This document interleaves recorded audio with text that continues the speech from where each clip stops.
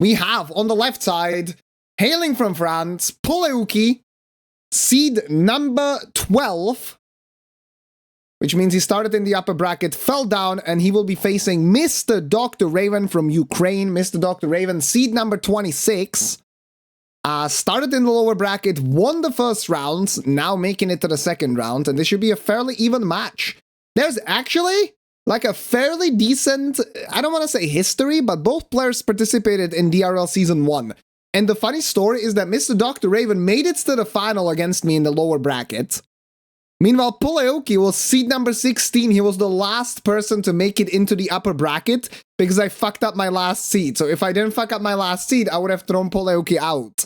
He made it to the upper bracket last season, and he beat Typin, who was seed number 1 back then, in the first round. So both these players, great potential. We'll have to see how it plays out today, you know? We'll see how it plays out. What's up, Azaz?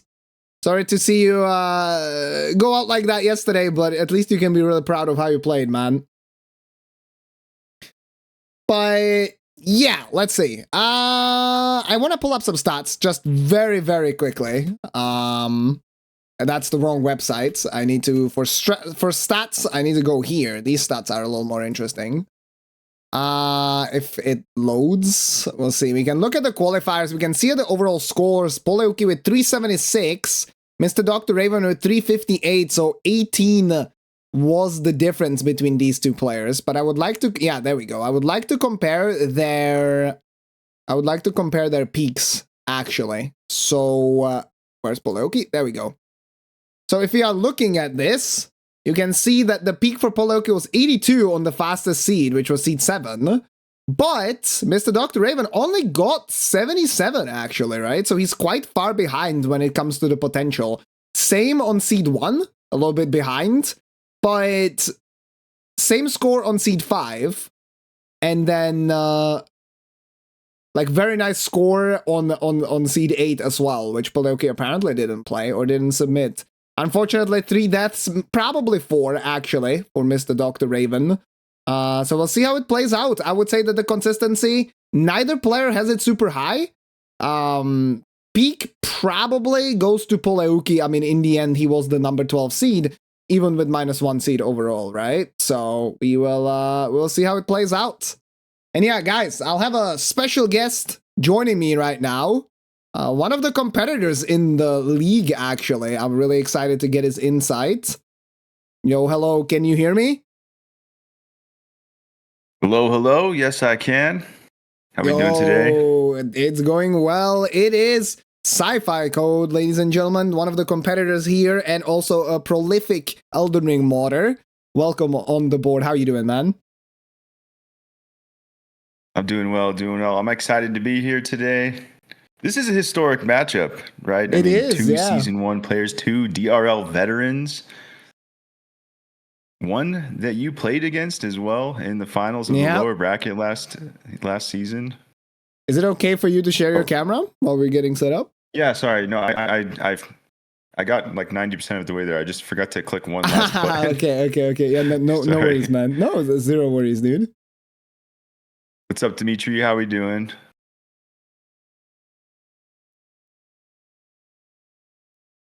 Let's see. For some reason, it's really laggy on my side. I'm not sure why. Might be just a Discord issue. I'm not sure. Because you're like streaming. Can you just like share the camera? Would that work? I could try that. Yeah. Yeah. Might be a little better. But yeah, as we are getting that set up, both players looking at the starting classes, both players gonna start as warrior, it seems like, who has the claymore. Not just once, but twice. So that's immediately the potential for a power stance build right from the get-go. And at the same time, both players also starting with the blue feathered branch sword as their talisman of choice for the keepsake.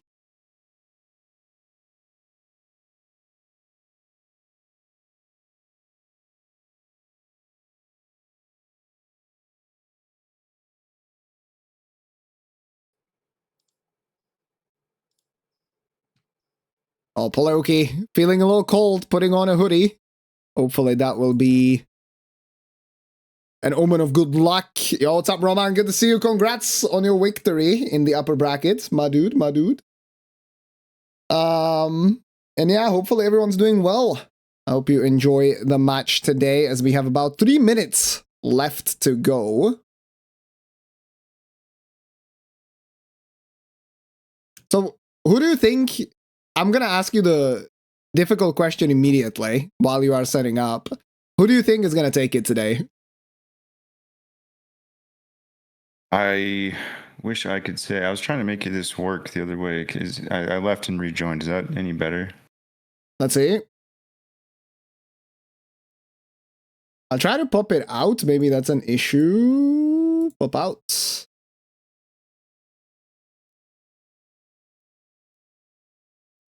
If I had to give anybody a slight edge today, though, I think it would be poleuky.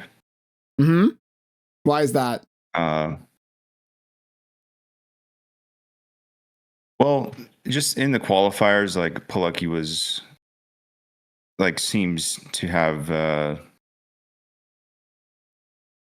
like higher scoring potential, right? Like Yep. poleuky's 7th seed gets an 82 compared to 77 for MrDrRaven, and 82 was one of those seeds with high potential. And I think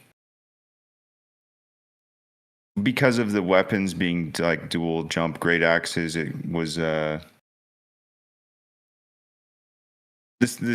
output of that seed is kind of, it shows like who has faster like boss execution and routing.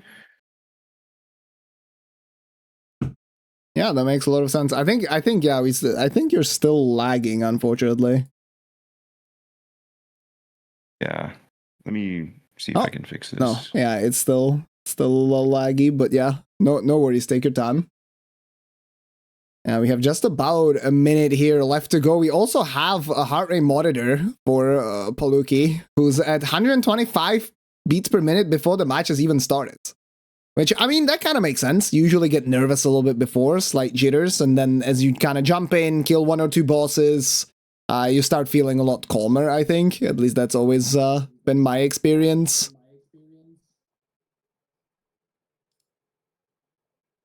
All right, here we go. Both players starting at exactly the same time. Now I can hear myself from you as well.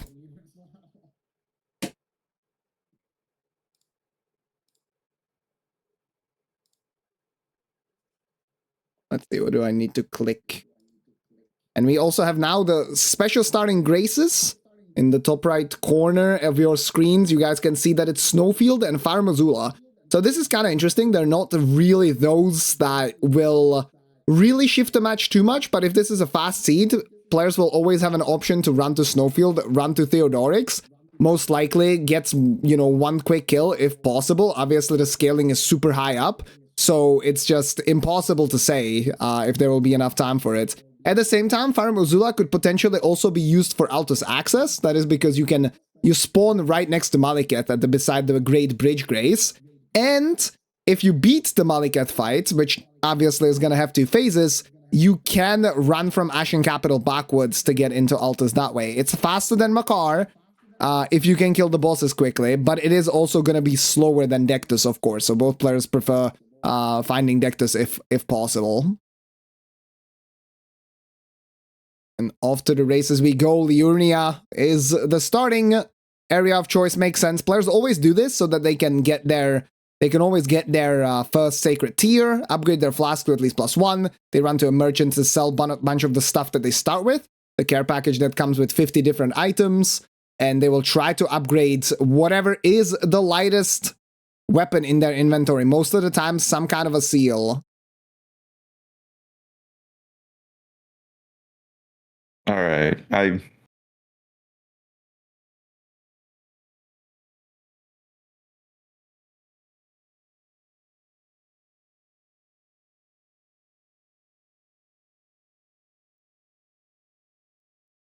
Okay, we have you back on the screen.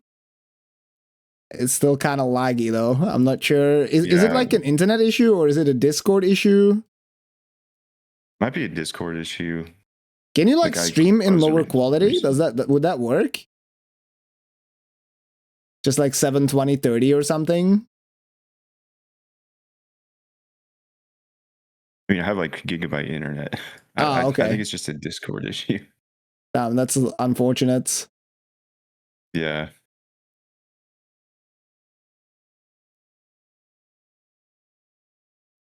You could also so you're using a virtual camera, I guess, from OBS and streaming that. Yeah. Okay. You could try also just sharing camera like directly through Discord if that's something that you can do, and if not, then that's also kind of okay. Yeah, it was just like, I mean, I did do that last time, but MrDrRaven, in the meantime, as we are experiencing some technical difficulties, no worry, we'll get that sorted. Worst case, you're just gonna have to deal with my face on the screen, because you guys can obviously hear sci-fi well. MrDrRaven's doing a little bit of extra map progression and looting, just in case he finds some stones that he could potentially sell or replace his normal smithing stones with. At the same time, poleuky is already back in Roundtable, buying upgrades. Wasn't sure if he bought one of those smithing stones there.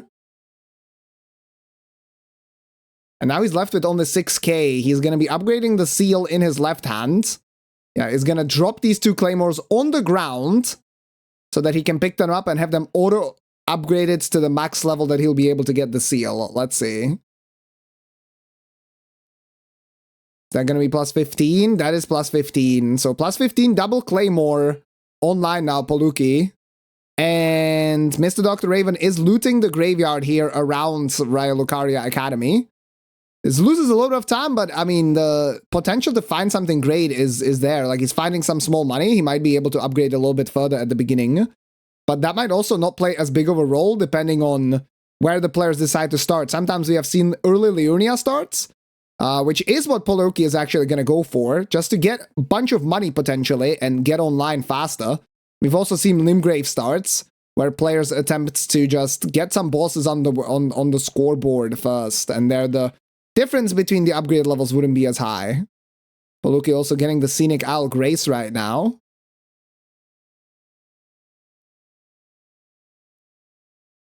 Okay, I think it is. Yeah, I think it is still freezing.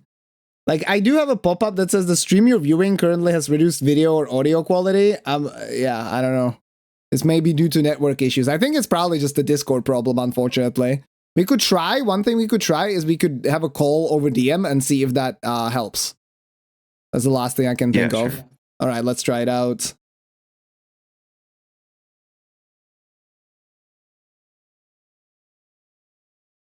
Let me give Sci-Fi a call. As we see, Tree Sentinel now being the first boss for poleuky. It's almost dead, goes down. 1-0 is going to be the score. MrDrRaven buys 1 extra stone. Nothing super interesting there. Okay, yeah, that's working. That looks good. I'll just get the cool. pop-up. Yeah, I figured it was a Discord call because, like, I don't know. But now I'm getting echo from you somehow. Can you mute my stream? Yeah, I've done that. Okay, now it's all good. So let me just make sure that we can see you, and we are finally sorted.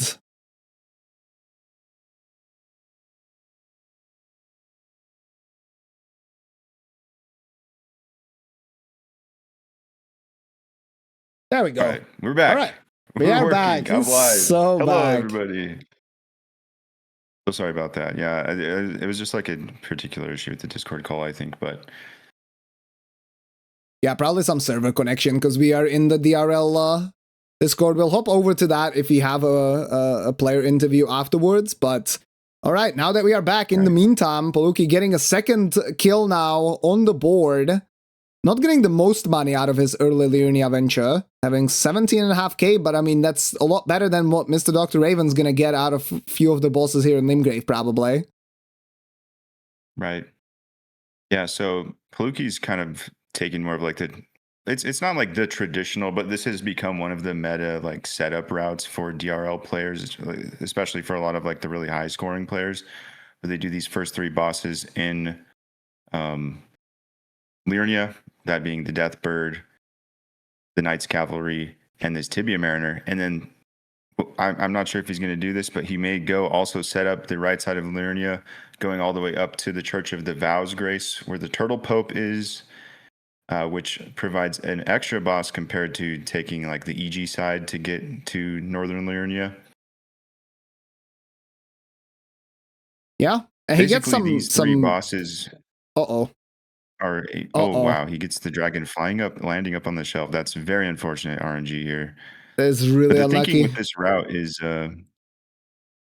the bosses in Liurnia will drop more runes, just being a higher scaled region than Limgrave, and so it's a more consistent way to get the final money that you need to get to your plus 24, plus 9, depending on your smithing or somber weapon. Whereas if you go to the Limgrave route, you have easier scaling. You're going to rely on like getting a remembrance potentially. Yeah, which those remembrances can only drop from bosses, right? So you cannot like loot around graveyards. You have to go and actually and fight. Damn, that was really unlucky. Poleuky though does get the dragon down, gets a stagger as well, finishes the kill, and he's actually not gonna go to Miriel this time. So I assume that he'll be doing the classic kind of Bellum Highway around Ichi routes, probably. Meanwhile, MrDrRaven is back in Limgrave. Killed 40 sacks as the first boss. Took a while. Second boss that he finds is a Wormface. That's another potentially dangerous boss. Even here in Limgrave, you can just get death blighted. Doing good job. Yeah, the AoE now forces him away. Wormface is a little scary here. Typin actually downloaded all 200 seeds from the DRL website and calculated the probabilities of getting a remembrance at any of the particular bosses. And there's actually really high chances in Limgrave. Like 24% of seeds had a remembrance at the Demi-Human Chief Duo, 13% at Beastman of Fair Missoula. So if you just take like these first several bosses that MrDrRaven is doing, you actually do have a high chance of getting a remembrance. He also found the Claw Talisman at Kale, which is crazy when you have a dual greatsword jump attack build. Yeah, that is wild. I mean, he's not going to have a huge advantage because Poleuky is going to find it as well shortly after 40 sacks, but for the few Liurnia bosses, the advantage will be there. And now MrDrRaven actually going into Liurnia, heading over to the Erdtree Avatar here by Temple Quarter. This isn't routing I've seen very often. I'm a little surprised here, but maybe it's because he didn't find a remembrance. He's looking for just two bosses rather than trying to do a whole chain of 3 and saving that right side for later if he's going to do right side Liurnia routing. I'm also a little shocked poleuky didn't go upgrade. He has 56,000 runes, right? Like that's more than enough to get your plus 24. Maybe the rationale is he's not sure if he's going to have all the money to also buy the Stone Sword keys, but I would assume so. I mean, you're at plus 15 already. You get another 10k now from 40 sacks. Seems like he's unfortunately in combat, so he has to take the thread. And meanwhile, we see Balls moving out of his Evergel on a nice hill. Probably liked the view. Raven does get the kill there as well. And as you said, yeah, now poleuky is actually back in Roundtable, going to be doing his shopping. He is more than enough now. So you actually played MrDrRaven in the finals last season. How do you feel of him as a player here? Who do you have as a favorite today between these two? I basically came to the conclusion in the pre-game show sort of that you had, where I think the potential for poleuky is higher, but I think both players have a little bit of a questionable consistency. At the same time, Raven has already won one of his playoffs matches, while poleuky has lost his first one, right? So maybe there's a little bit of a momentum advantage there for Raven. But yeah, Raven is a good player. It's hard to gauge because when I played against him, we had like a really difficult first seed. And I think then he ended up dying in the second one somewhere, like quite a bit later. But yeah, it was just a really hard best of 3 that we played back then. So it's hard to say. A little bit of Deathblight. poleuky quite a bit. This Wormface is scary, actually. Like, okay, he does get the kill though. He gets the stagger, prevents that giant like AoE Deathblight cloud. Like that could have been very dangerous if he would have gotten that attack off. He should be coming up on the Claw Talisman right here. Let's hope he doesn't skip it. Yeah, these merchant checks can make or break a run. He finds a Darkmoon Greatsword, buys it. Very one thing I will note, like poleuky like saw that shop, decided what he wanted immediately, bought them, and got out of there. I feel like he was a little bit faster in the shop there than DrRaven was.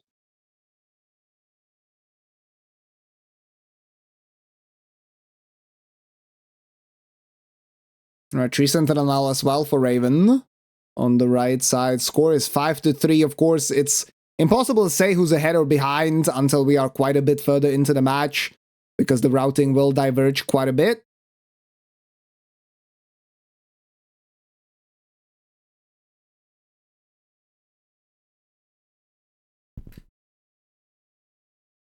I think the main thing here is these players. I'm hoping they're both are just gonna play safe rather than try to push too hard. Like this is the lower bracket, losers bracket here. You know, these are the ultimate stakes on the line. If you lose today, you are out, right? Yeah. So it's much more high pressure than Poleuky's first match, right? Which is a winner's match. That the consequences are you still get to try again, right? Definitely, yeah. Yeah, I agree. At the same time, you can't underestimate your opponents. You have to play your best game, right? At all times. Like, you don't want to die because that just statistically, the odds of you winning despite dying are like really low.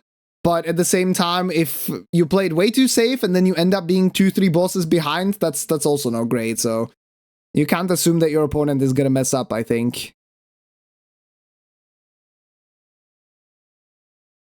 Soldier of Godric executed as well. And poleuky's Evergel was quite chill here in Limgrave. This one can be a little scary sometimes because it's part of map progression, and if you have some memes happen there and you have the Memory of Grey South, you lose extra time as well. But this time the troll went down no problem. It'll be interesting to see what Raven does here now in the eastern side of Liurnia, if he also decides not to go to Miriel or if he does so. Right.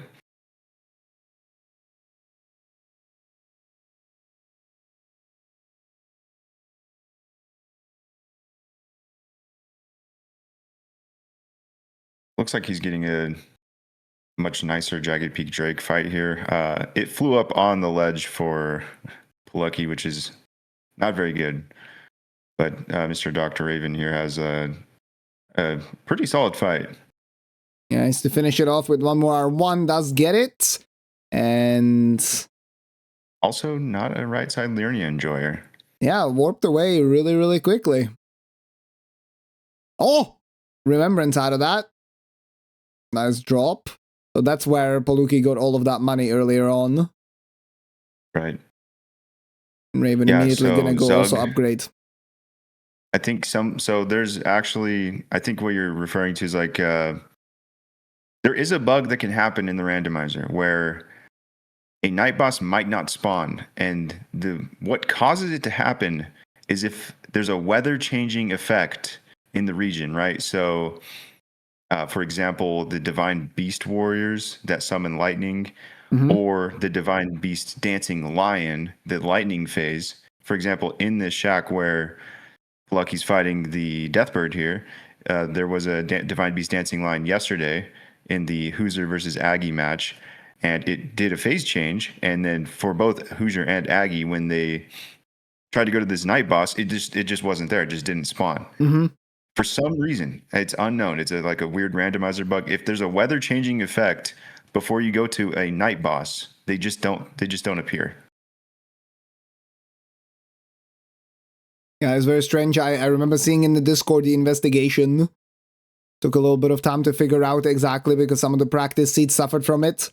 And some of them like absolutely didn't, right? So like pinpointing down that it's a weather changing effect, it's very niche.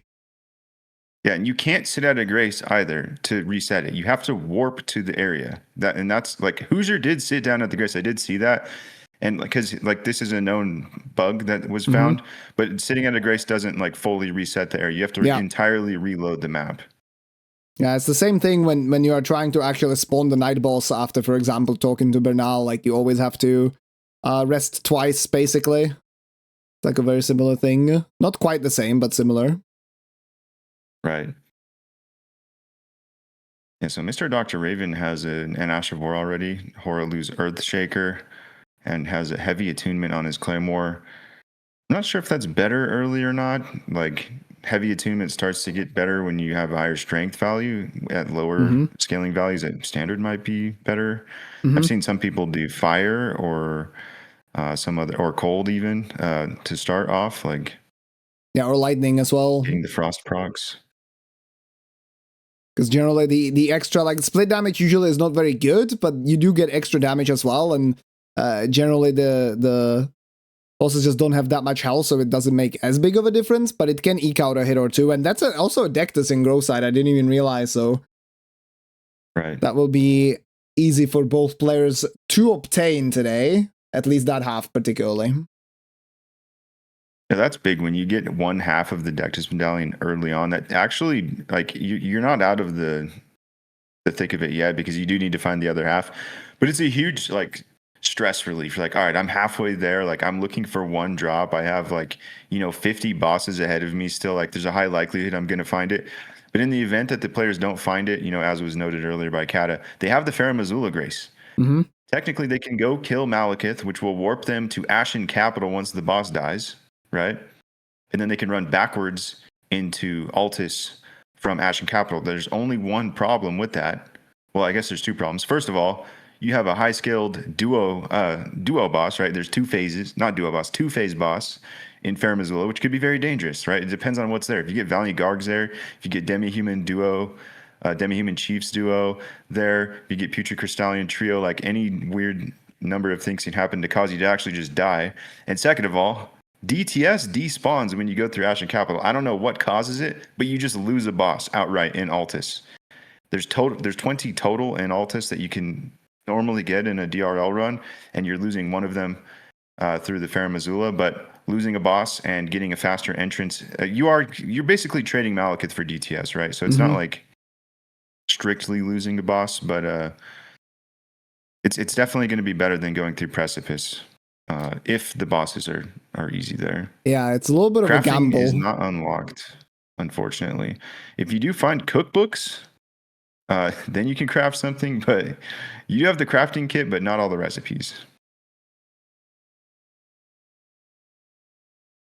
Yeah, it is a little bit of a gamble. The one thing about having an early Deathless like this is that it really pressures you as the time starts running out. Like, do you actually, commit to going Altus now without Deathless, or do you decide to go for a couple of one-offs that maybe are a little bit slower, and not every player does them, but if they do give you the Deathless, like, suddenly you have like a 2-boss advantage in, potentially over your opponent. We saw in the upper bracket Neora match against Roman, actually, where Neora just decided to fish a little bit too long, and then he did not have enough time to actually do everything that he needed in Altus, and ended up losing the match because of it. So it will be interesting to see if we just end up getting a Deathless half from a regular check, or if the players are going to decide to fish for it a little bit. Yeah, I'm personally a fan of committing to Altus a little earlier if I don't have the full Deathless medallion. Like, it's just such an important region, right? There's so many bosses there. Like, you need to get in there. It's a lot of routing, a lot of running around. And the last thing that I want to have happen to me is me getting into Altus late and worrying about, which chains do I leave out? Because you realistically want, like, there's a lot of overworld bosses, a lot of bosses that you can check, and you want to be able to take your pick of the easier bosses and get as many kills as you can there.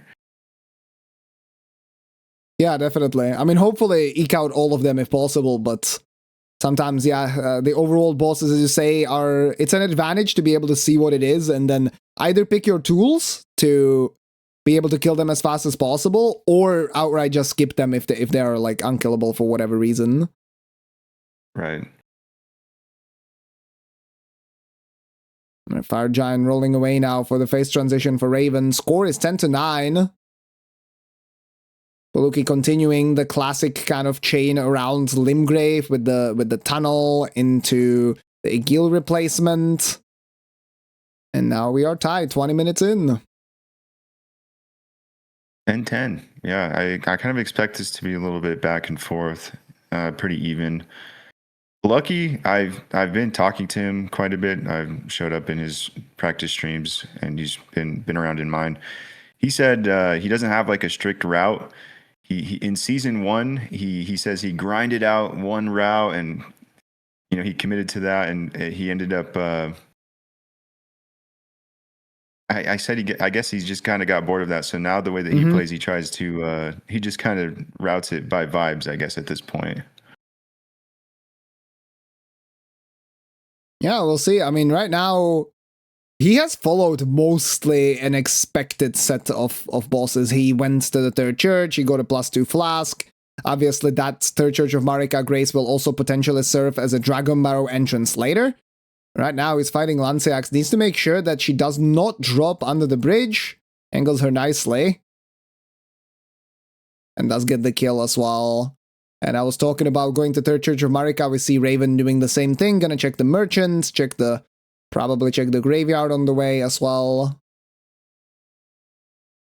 Yeah, there was Leda's armor at that merchant. Also, I think there was retaliatory cross. I can't tell because, well, poleuky's game is in French, but those are two very useful. Yeah, Leda armor is very useful. It buffs your crouch attacks.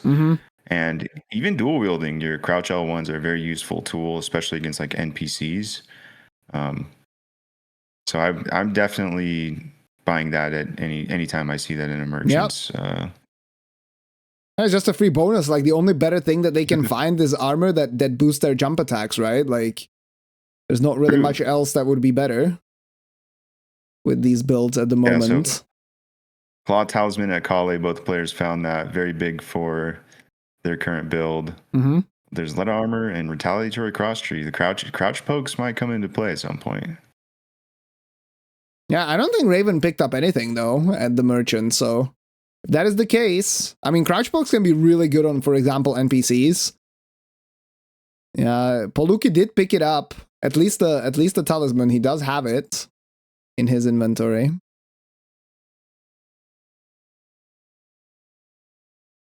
Yeah, I do kind of favor doing this third Church of America route early. Like you have that graveyard that's just right on the way anyways.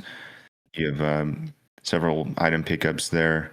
Like that, there was a second Ash of War that MrDrRaven found. You could have dual cold claymores right now, and that would one frost proc, and you're probably killing any boss in Limgrave. Oh, poleuky goes from fighting Niall in the Mad Pumpkinhead ruins into O'Neill in the Darrowell Everjail. That's pretty good. Gets both of them down as well. Gets another remembrance. Gonna be popping 2 of them right now, so that's a lot of money there. Gonna be able to start leveling some of those offensive stats or endurance, depending on what the preference is. What is your strat when it comes to like early levels? If you're in a situation like this with, double claymore. Oh, for me, I'm always going to 40 Vig as soon as humanly possible. Especially because I tend to go to Dragon Barrow early. So if I'm going Dragon Barrow early, first thing I do, I'm getting 40 Vig first. And then I do like to get like up to 18 endurance eventually in a run, but usually it's 40 Vig. And then if I have a jump build, I'll probably go 18 endurance before leveling my damage stat and just keep like a status effect on my weapon. Cold, probably, more than likely. And then my goal with like early Dragon Barrow is 30 to 40 strength, ideally, and then I would switch to heavy. Yeah, that makes a lot of sense. So we'll see what poleuky's strat is going to be as he's sitting on juicy 100k, pretty much. That's interesting because I'm pretty sure poleuky... I mean, to be honest, the Horrorlu's Earthshaker, which is a generally pretty good Ash of War as well, for things like NPCs. Raven got that from Roundtable Hold, and it cost him 15,000, right? So poleuky saved that money, but now he's only sitting on 1 Ash of War, as far as I'm aware. But it's kind of...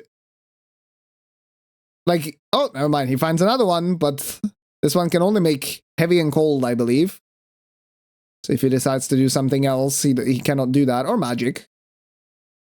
Yeah, okay, he's doing it immediately. So he also is doing heavy, and he's doing double heavy, actually.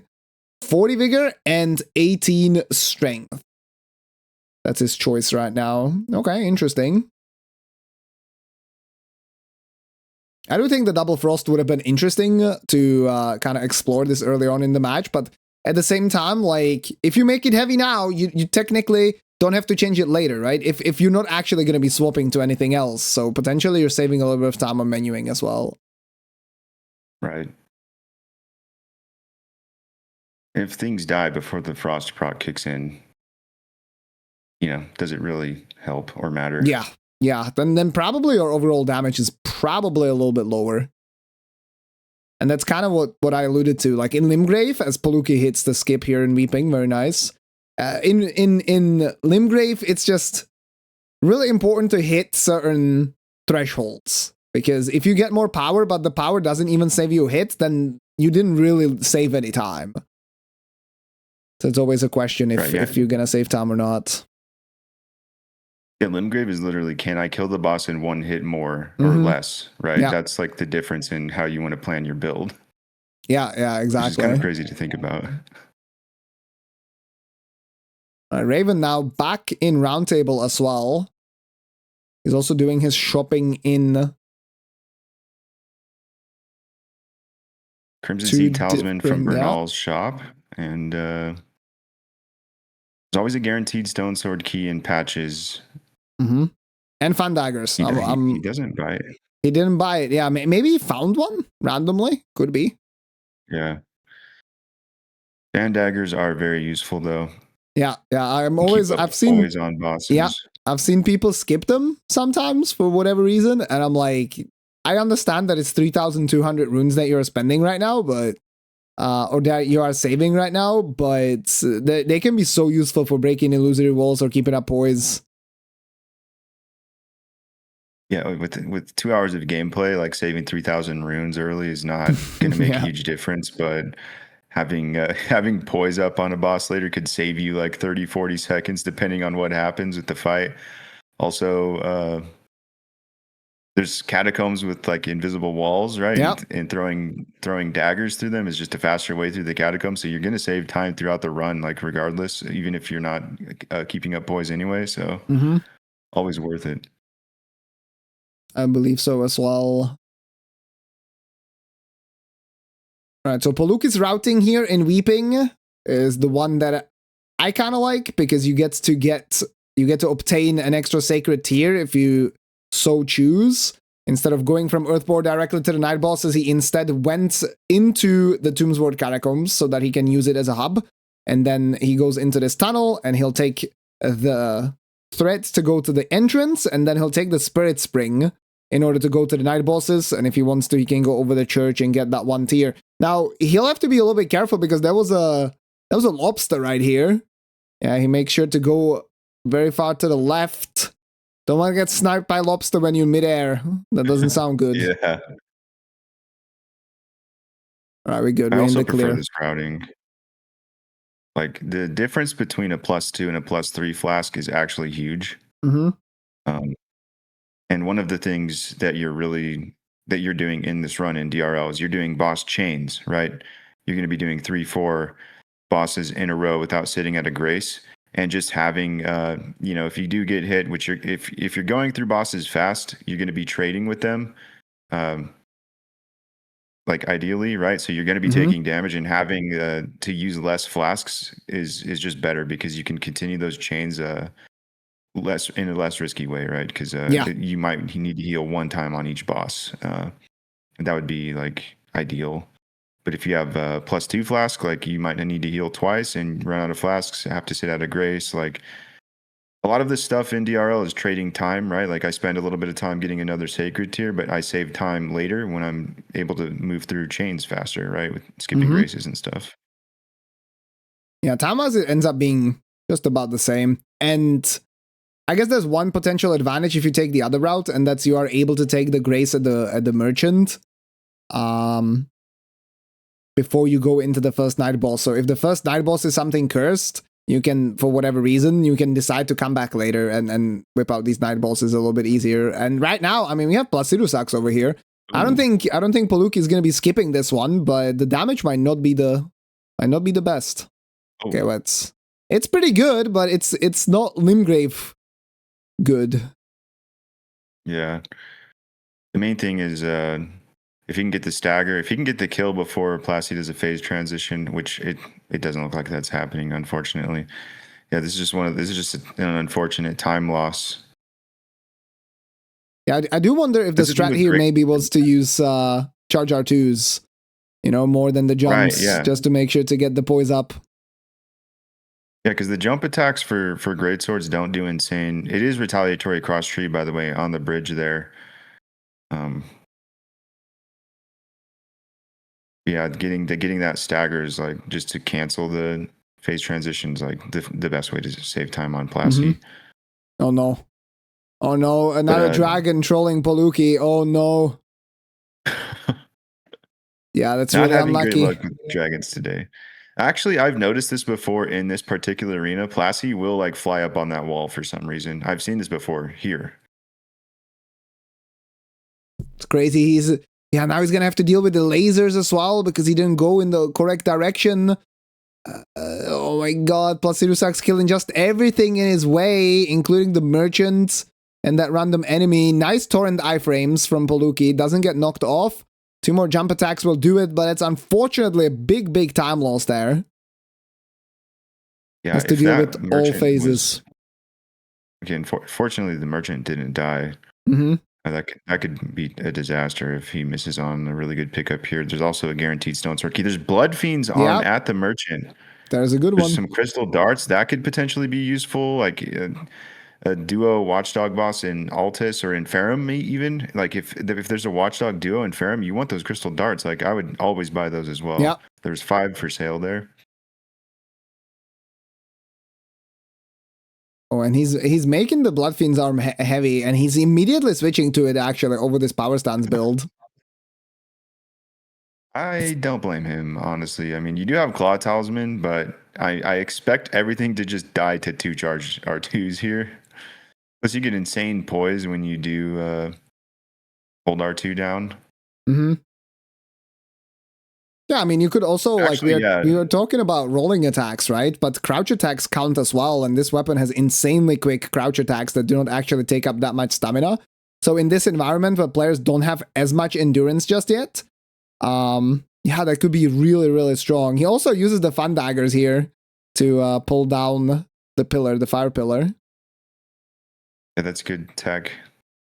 Optimization tech. Also, DRRaven getting through this gauntlet of O'Neills. Yeah, gets a little clubbered there, but withstands the pressure no problem.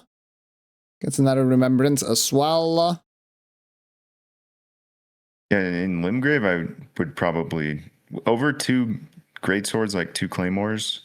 I'm gonna crouch poke my way to victory with the Blood Fiend's arm. I don't think either of these players are really took note of the retaliatory cross tree.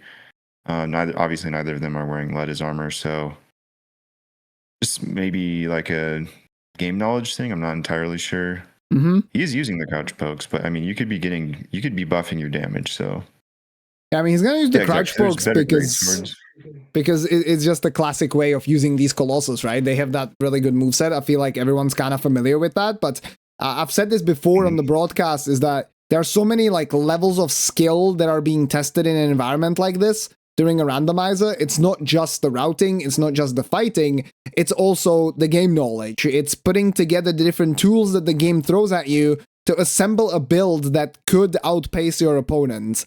But also at the same time, like, you need to put together something you're comfortable with, right? Like if someone does not like power stance greatswords, then can't blame him for using a different weapon, for example, or vice versa. Right.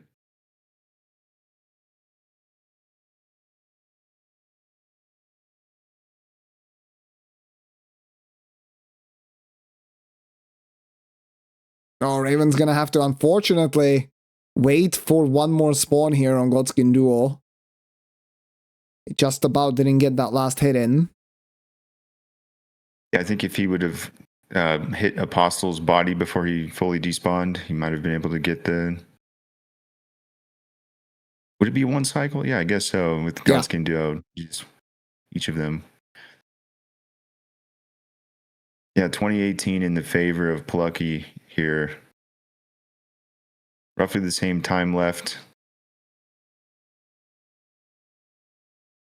It'll be interesting to see where poleuky's going next after this chain. This weeping section is 8 bosses, and he's just about done with it. If he wants to keep up his pace, you know, one of the most dense chains to do after this is the Kaled chain. There's also a merchant there. So going through the trap chest to the Falling Star Beast tunnel, there's 7 bosses on that route. That's like one of the most dense chains in this. In this format. And just in DRL. Yeah. Yeah. Yeah, he still has this engine here of some more replacement left to go.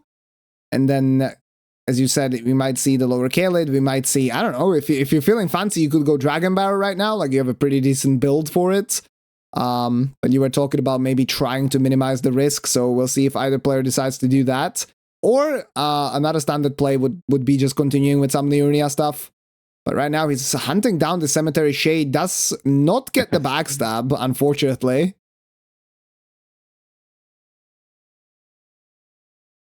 Does get the kill in the end. Yeah, I do think, like, if you get a wet... Oh, he just got Flame Shroud and Cracked here. Mm-hmm. I mean, potentially, like... I mean, I'm personally going Dragon Bell right here. I just found Blood Fiend's Arm. I found Flame Shard and Cracked tier. Yep. Like, this weapon scales insanely with stats. Like, you can do Flame Art if you want. You could do Sacred and level Faith, or like, it's still very smart to do Strength and Heavy Attunement, just because there's way more utility and weapons that you can use with Strength Attunement, right? Like, it's a more generalized damage stat versus if you're just committing to, like, I'm just going to use the Blood Fiend's Arm.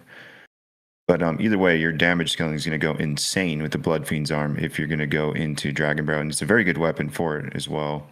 But I don't think either of these players are early Dragon Barrow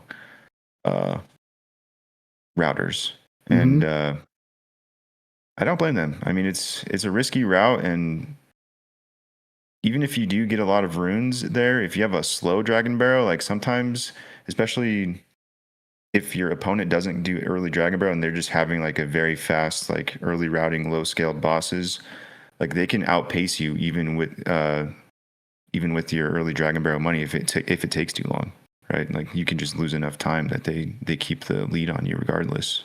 Yeah, we have Divine Beast, Dancing Lion. It's the Deathblight one as well, so a little bit of danger for poleuky potentially. He's sitting in a Shroud of Curse right now of Deathblight, but he does avoid it. And I think, was that a Halleck Tree half? No, that's a Dectus half. Oh. Full Dectus for poleuky. Very early in the match. So we have a high scoring potential. Yeah, that is huge. Makes the decision making a lot easier as well. Oh, wow. I've never seen somebody land on that cliffside there, jumping down to go to the Murkwater Catacombs and the Patches Cave. Yeah, I've done that before, but then I found out that you don't need to and you can just drop down. So that's simply faster. Right. Yeah.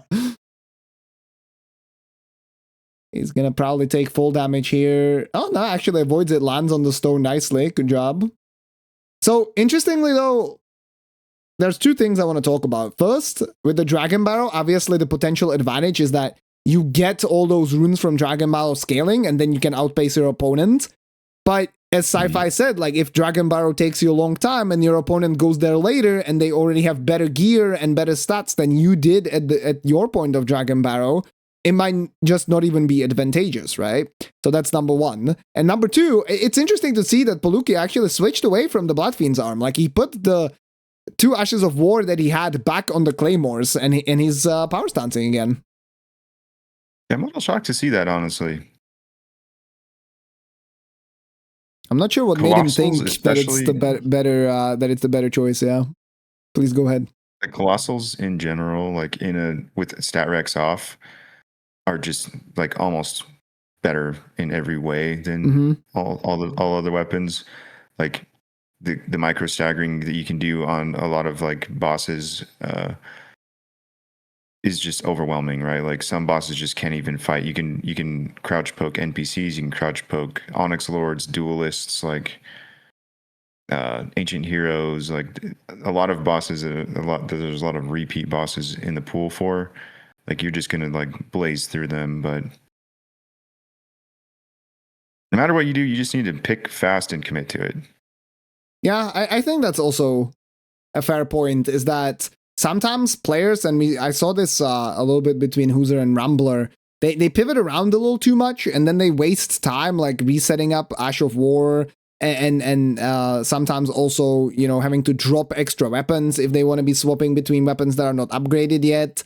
And then the menuing kind of adds a little bit of extra layer of pressure. I think there's a little bit of peace in knowing that, okay, you've assembled your build mostly, and you just go from one boss to another as quickly as possible.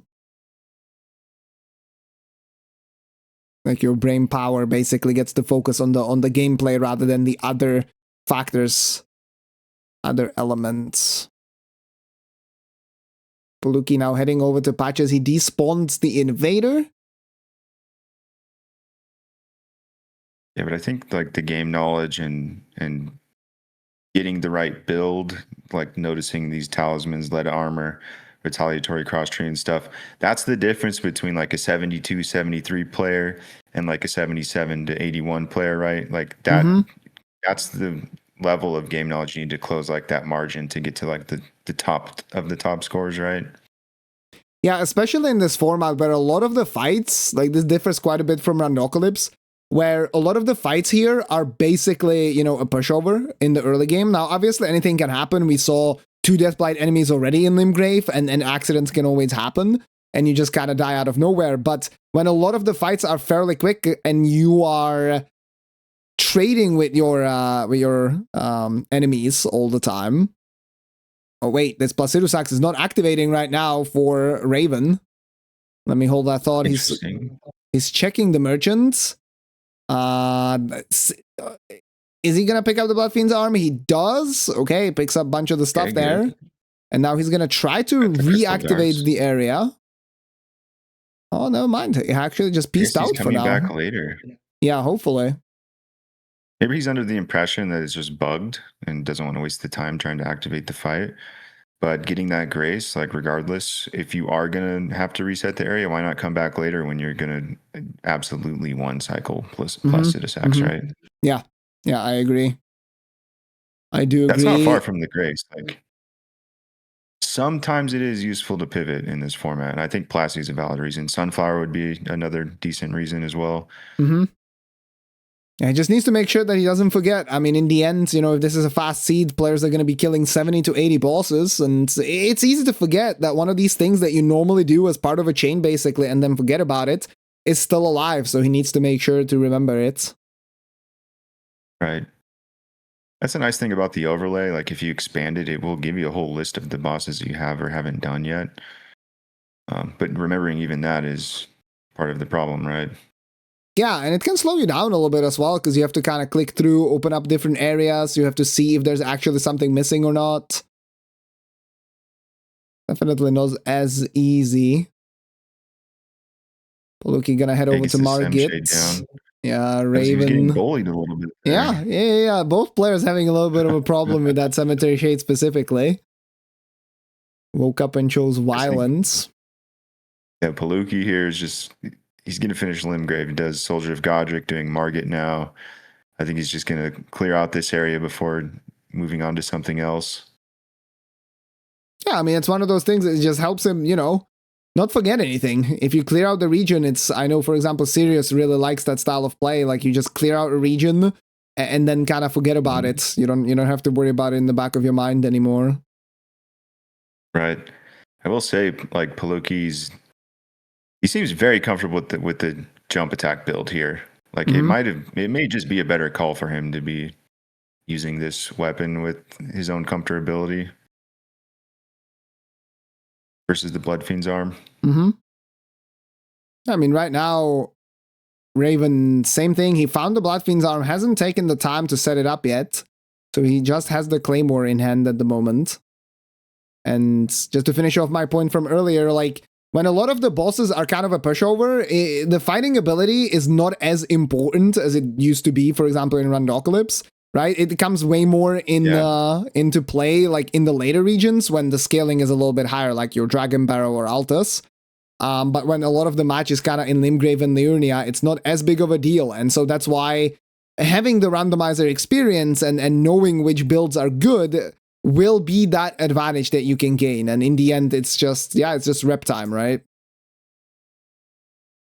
There's a style of doing this DRL that I don't see a lot of players doing, but I do see players like Sirius, Iron, Hoosier, Helios doing, which is they do as much merchant checking as they possibly can, killing only the necessary bosses that are on the paths to those merchants, because the name of the game is getting a broken build and just the way that you're going to save time. Like this is a 2-hour format. The majority of your time realistically is spent running from boss to boss, right? And so the way that you're going to save time, because your routing isn't going to change that much, is going to be having faster boss fights, right? So if you can do a bunch of item checks, get an extremely broken build, get Claw Talisman, Leda's Armor, Retaliatory Cross Tree, and so on and so forth, the way that you're going to save time is saving these, really low-scaled bosses, walking up to them, one-shotting them, and then moving on to the next one, right? 'Cause that's how you're going to save time on a 2-hour run like this. Mm-hmm. Yeah, and doing it early makes a lot of sense. There's the potential downside that, you might encounter something that you will have to Memory of Grace out of simply because you just, have a low power, or it's going to take longer than it's going to take for your opponent later. But at the same time, there's not many checks that you have to do on the way, like doing Mad Pumpkin Duo, for example. It's not the highest scaled area when you're heading towards the Bell-Bearing Hunter merchant in Dragon Barrow. So I think that makes a lot of sense. And I think that I saw that, I'm pretty sure, in like the first season as well, at some of the highest peak of the competition was just a lot of merchant checking as well and trying to assemble a build together. It's a little bit more complex to route it that way. We have Emir here for poleuky. The longest spawning boss, I think, maybe other than Plassey, if Plassey decides not to descend from the sky. But Raven getting his Memory of Grace interrupted twice. We were talking about it being a little bit more complex to route out the run with the early merchant checks. Yeah, that's great. That's crazy timing, because I was going to say the problem with it is then forgetting all these one-off checks that you haven't done yet, right? Because you have like, I made a little bit of progress here. I made a little bit of progress here. I have 5 bosses in Limgrave left. I have 3 in Liurnia left. I still have 1 in Dragon Barrow. Like, it's actually insane to remember all of that, because here's the thing. More than likely, if you're doing this type of routing, also DrRaven here at the Deathblight Dancing Line, let's see how he handles it. Oh, gets through it nicely. Nice kill, yeah. Also having Dectus, so it's nice when both players both have Dectus. You know that there's not going to be a score difference due to someone having to go to Precipice versus the other. I do like to see matches where the Dectus RNG is the same for both players. Definitely. Rakshasa. We have Rakshasa as well. Yeah, in the Summon Water Village. Oh, the blood loss is there. Don't get caught. Okay, luckily the HP bar is quite high for Mr. DrRaven. He's playing very aggressively, I mean, as he should, but needs to be careful. Still gets knocked down on the ground, actually, during his attempted jump attack, but he does get the kill in the end. Well done, after all. Gets the kill. That's what matters. But the hard part about doing a lot of like looting, routing, is that since you're spending so much time, by the time you are ready to go back and get those kills, the timer's running out. So the pressure to do these kills as fast as humanly possible kicks in. And when you have checks all over the place, it complicates like your end game routing. Like how you that's when you start to forget things and make mistakes. So it's like, I think it's a much riskier way to play if you're not comfortable with the format. Like if you're newer, like just pick a route and just stick to it and do that route every single time, which is literally what I did for like the first 6 or 7 seeds. When I didn't play the first season of DRL, I only got into DRL in this season, and the second seed was already released before I even started practicing for this format. And so I kind of had to do the progression from having no idea how to play this and to try to get into these higher tiers. And I mean, it's something that I'm still working on, but it's interesting to try to figure out. That's kind of what I like about these competitive formats. I'm sorry, I didn't mean to say it like that, but that's literally the seeds. I'm sorry. Yeah, I know what you're saying, though. I was hoping nobody would notice, man. I really was. I know what you mean. I basically had the same experience with season 1 where I had to like cramp basically like 5 seeds in 2 days or something. Like I did 2 seeds on one day and then I had to do 3 seeds back to back on the next. So it's quite tough when the format is kind of like, I don't want to say solved, but like it does have some kind of a meta that might get improved, and having to like catch up to other players who have already been, you know, playing in it for a while is not easy. So I mean, hey, you entered on the winner's side, obviously lost the first encounter, but you get to live to fight another day, and we'll see your match later this week as well. But now back to the match on hand. We have Red Bear for poleuky inside of this cave after Smaragd. Smaragd was the dual Erdtree avatar, so the scaling there is quite high, so it took a little bit longer. And this fight also taking a little bit longer. He gets hit by the AoE, but dodges the follow-up. Nicely done there. And Mr. with the Okina mask, getting a little bit of dex buff there too.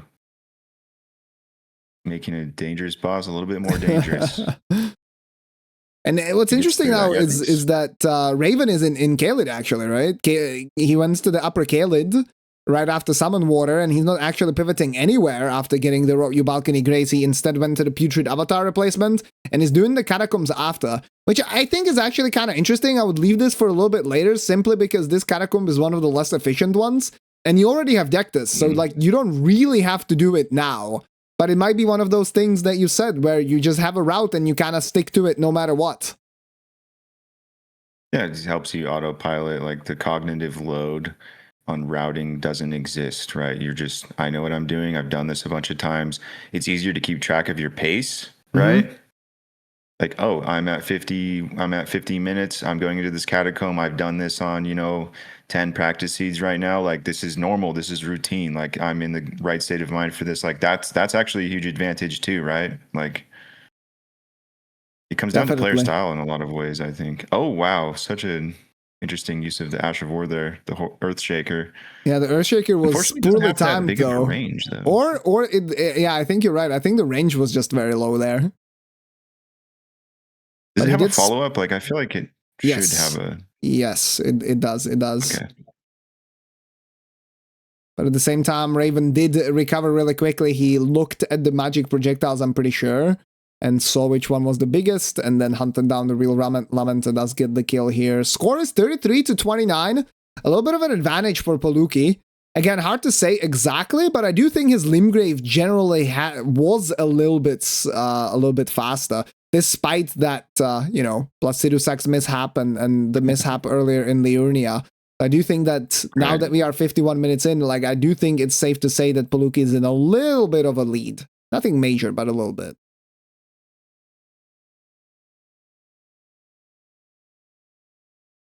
Oh, Kalia, welcome in. Hey, Raven, taking this Grace as well by the Mad Pumpkin Duo Ruins. Yeah, poleuky also just maintaining that 113 BPM.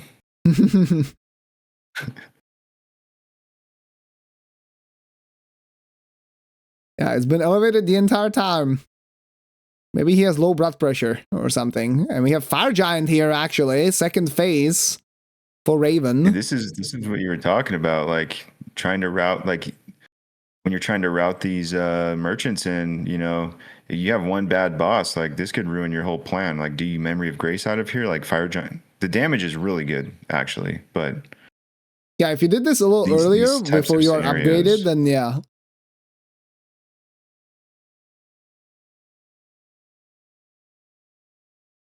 Yeah, Memory of Grace here is... it can lose you a lot of time, because a lot of people will run directly from Rotview into this ruins without getting any graces, right? If you have to Memory of Grace out of here, you just lost all the time that you took to run here. And you're probably going to save this chain for later anyways if it was a really bad boss, so you'd also lose the merchant as well. So, like, it is important to note, like, you know, some of these like strategies, they're not without risk, right? Yeah. The Raven gets through it, no problem. Yeah, they get a little unfortunate RNG with the firestorm, but 3 commentators. Who's the third one? Oh, Kalia in the chat? That makes sense. Hi, Kalia. Hope you're doing well today. Okay, poleuky choosing his next destination now, going to the lower Kaled area through the trap chest in Egil's Lake in order to get to the Celia Crystal Tunnel. We'll see if he decides to do the skip after that, or if he's gonna skip it. Skip the skip. He also has a Leyndell Knight on his back right now, but he does get the warp, luckily. It takes a little bit of a beating. And there's actually a Rotten Great Axe at this merchant now for Raven.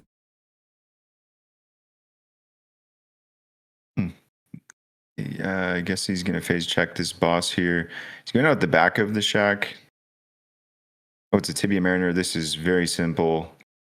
We saw poleuky fought the one that has the skeleton summon, so this one shouldn't. That skeleton here would actually be very dangerous. Like, could probably kill you if he hits you twice. Yeah. With the giant fist attack. Yeah, poleuky does this skip, no problem. Yeah, gets his second try, which still saves him time over not doing it at all. And one important thing to mention as well is that in Randomizer, there's that one enemy, one tunnel dweller that is like right around the corner, right? And if it's something big, it might just straight up block your progress. So the skip might potentially, under some circumstances, save even more time than the few seconds that it normally does. Right. Raven, in the meantime, did finish off that Tibia Mariner, had no issues, and is now heading over to the Hughes Everjail, probably into Abundant Cave after that as well. So both players now in Kaled, just in different parts. Dane goes down very quickly for poleuky, and he'll take the threats to get in front of the tunnel, and will head over to Nox Duo probably as his immediate step. Right. Nox Duo for poleuky after DRRaven does this Everjail. Clean Route Knight duo. Yeah, it's very true. So speaking of duo fights, it's kind of interesting because you were talking about crystal darts, right? Oh, it's actually Malikat. Let me hold that thought. There's also one of those bosses that with Destined Death deals percentage damage, so it doesn't really matter how much HP you have. If you don't know the fight, you will suffer. Really nice first hit there with the jump power stance. If he does the giant like orb Destined Death attack, you normally will, it's a very tight window to, oh wow. That was quick. Well, Malekith didn't really have a chance to fight there, but yeah. To dodge that Destined Death orb attack, like you have to dodge, jump, get behind Malekith. But there's so many routes in that arena, like you might not even be able to just because of the terrain, right? So it's very dangerous.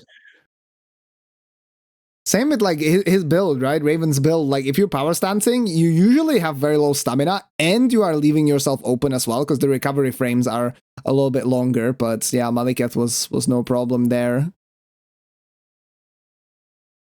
Yeah, what do you think about the whole, double weapon power stancing jump attack builds?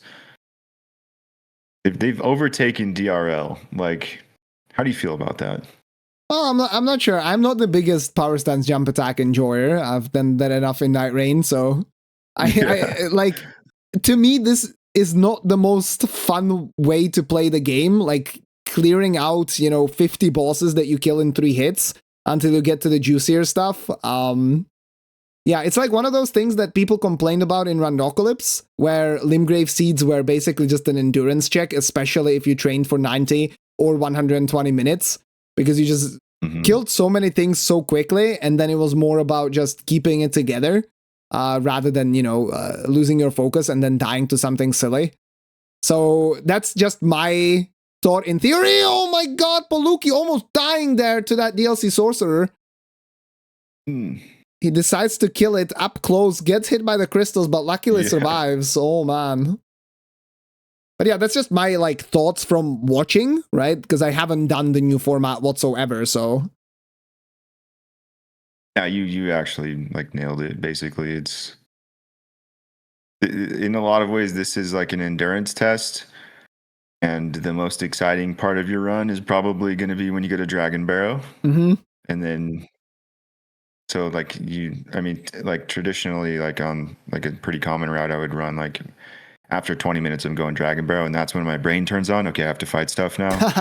and then you know, okay, brain's off. I'm just running around killing things in two hits, right?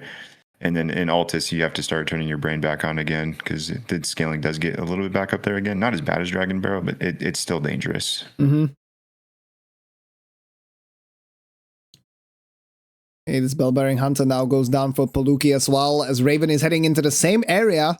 So he decides to clear out basically everything that he could in Kaled. Obviously, he does have some one-offs still left. Like, for example, we didn't see the Gale Tunnel from him yet. Mm-hmm. One of those things that is fairly quick to do, but also, as I said earlier, he has the Deathless already, so he can kind of decide what he wants to do and when he wants to do it. Now the merchant check for poleuky doesn't really find anything interesting besides a Stone Sword key, and we'll be heading over to the Knight's Cavalry replacement, which is a Black Knight from the DLC. Raven's killing the monkey. We'll go for the skip as well. Yeah, he must have the Stone Barb tier. It's an insane fight there, yeah. I mean, this is exactly what we were talking about, right? Jump L1, jump L1, jump L1, jump L1. All right, moving on to the next boss. Yep. Yeah, he does have the Stone Barb. You can see the yellow particles around him, so the stagger was really quick. Really nice skip as well from Raven.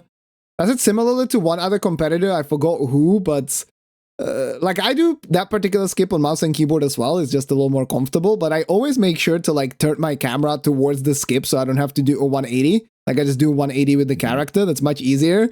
And both Raven and the other player that I can't remember right now are just doing like an insane 180 flick. Like they're playing CS2 or something instead of Elden Ring. Crazy stuff. They're flicking a skip. That is kind of crazy. Yep. You're not the first person I've heard that uses a keyboard and mouse to do that skip. Yeah, I can do it on both, but generally the consistency I have found is just there on the keyboard. Simply because with mouse you have a little bit more precise control over your camera, right? That's generally what I have found. Have you ever tried playing Elden Ring just mouse and keyboard strictly? A little bit, but it's like when I'm at a speedrunning marathon and I don't have my controller, like it's upstairs in the hotel room and I'm too lazy to go get it. But it's I don't know, it's not really my forte. I do not enjoy it too much.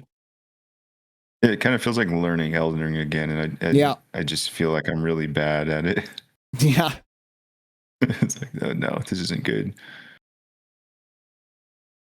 Right, poleuky now in the Seven-Shade Catacomb and Kaled. He's killing the knight instead of getting trapped in the lever room. Yeah, that's smart, but he's now rolling in the rot, so he's gonna end up being rotted as well.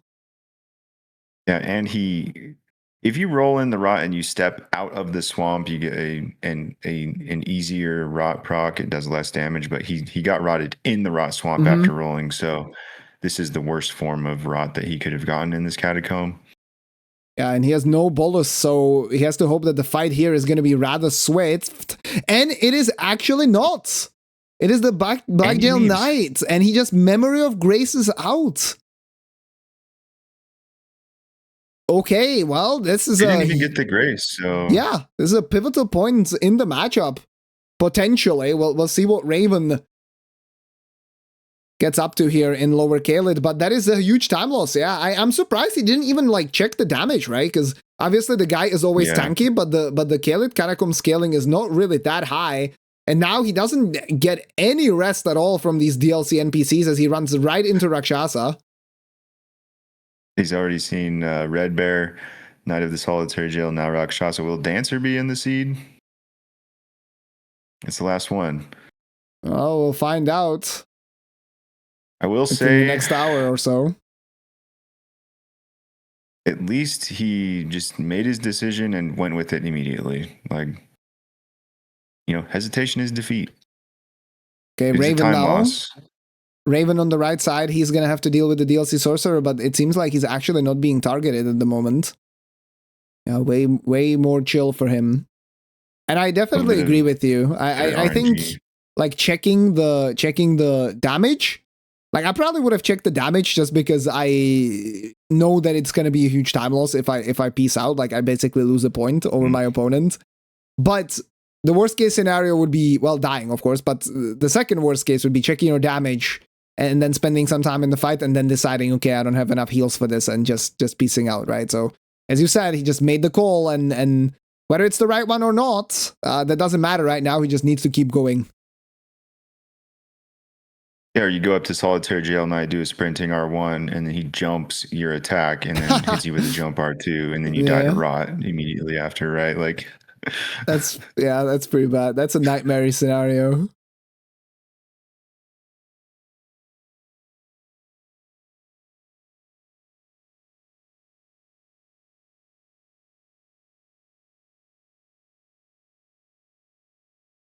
Okay, we will see the Gale Tunnel here for poleuky, who's descending down right now. We haven't seen the boss in this one yet.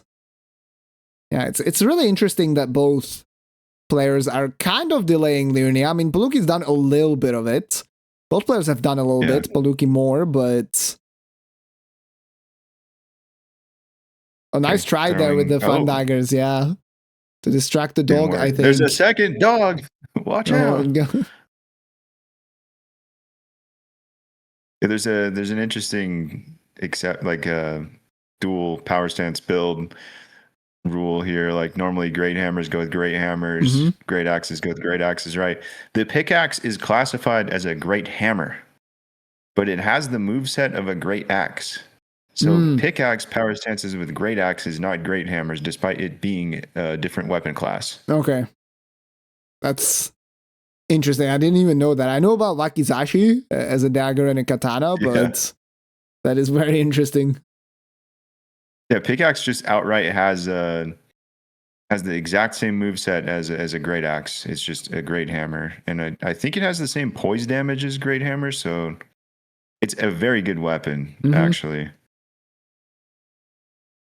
Plus, it's a pierce damage weapon, so you could see like Great Omen, Killer Cleaver, and Pickaxe being power stance together. Yeah, and then you get the extra damage from counter hits from the Pierce. You have a tool against dragons, potentially, and at the same time, you have bleed from the other weapon, potentially also Frost if you put in a different Ash of War on it. So, yeah, that sounds pretty broken. DrRaven doing a skip I have not seen before. Yeah, this is routing. Yeah, this is routing that I am like so surprised about. He basically went, instead of going from Exikes down to the left, he actually instead went over the church there and jumped down the tombstones that I also didn't know about. Yeah, I've never seen those tombstones before. That's crazy.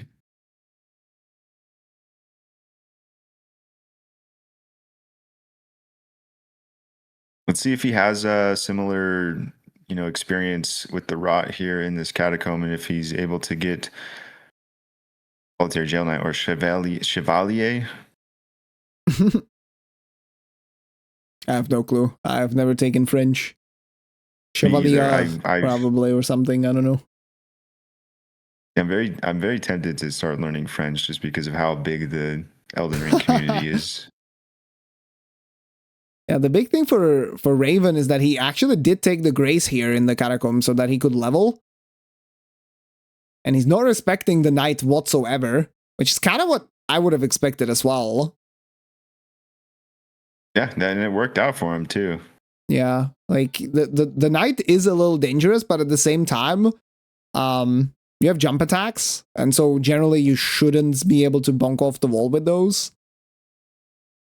Yeah, I've seen people die there, but part of it is enemy RNG. Yeah.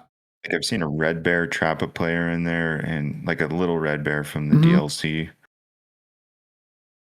Yeah, you get stuck in that little room trying to dodge, trying to hit, just getting micro staggered, you just die. So yeah, Solitary Jail Knight also has the Gravebird Quill armor, so his jump attacks are buffed. Yep. You don't want to get caught in that. Got the build going as well. Okay, so this is very interesting how Raven, you could see immediately how he kind of changed his approach. He was trying to power stance jump attack as much as possible, figured out that it's really easy to miss those, and instead switched now to just one weapon as well, two-handing it, and does get the kill, which puts him to 40 at the moment. And that means, yeah, he doesn't suffer the same kind of time loss that poleuky suffered.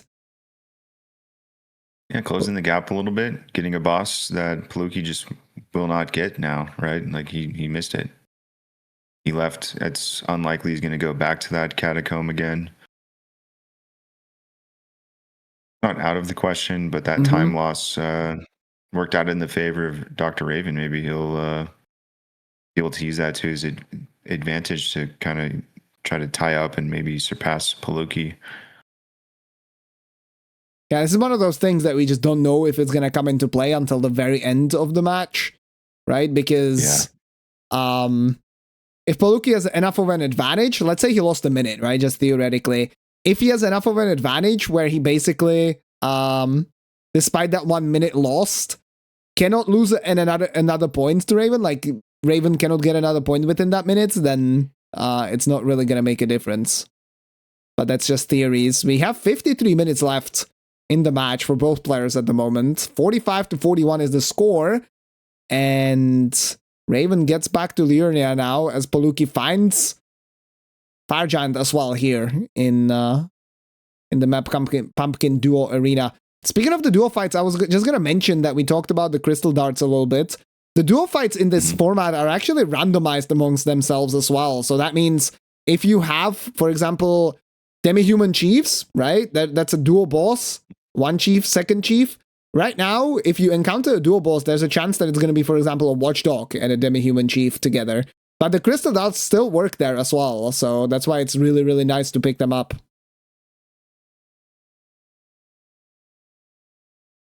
Yeah, hopefully we'll see MrDrRaven make use of the crystal darts that he bought.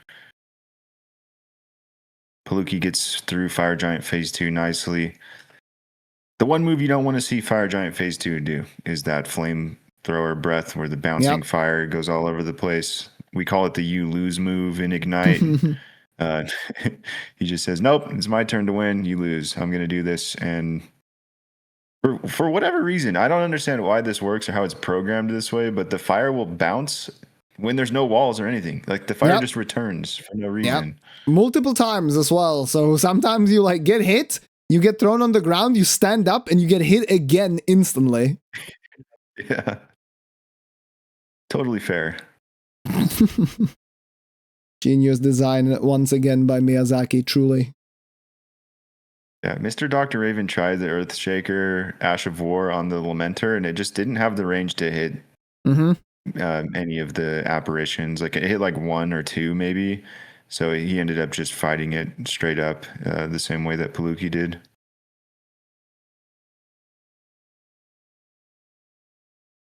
Now we are getting a Dragon Barrel Merchant check from poleuky. We know there's a Tibia Mariner here. He finds a Colossal Great Axe. Like potentially these players could pivot to Blood Fiend's Arm, Rotten Great Axe for the power stance build. Yeah, I'm surprised they haven't done that, to be honest. What's that? I'm surprised they haven't done that, really. Just maybe don't have enough endurance levels yet? Yeah, it's an endurance thing. It also might just be a comfortability thing. Like, two great swords is... Oh, nice stagger there. That was awesome. That's the kind of trading that you need to do to have faster fights. It does it again. You were going to say about the two great swords? Yeah. The two colossals, right? It's a little bit harder to aim them, I think. Your endurance needs to be super high if you want armor at the same time.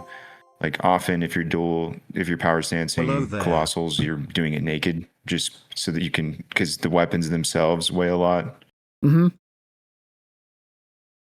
Yeah, so you take more damage, you have less poise. Makes sense. Right. A little riskier.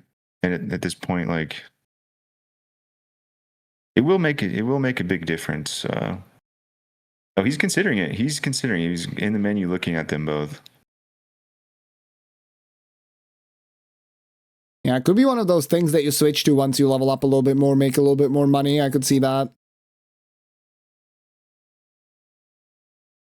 Yeah, this mod does indeed.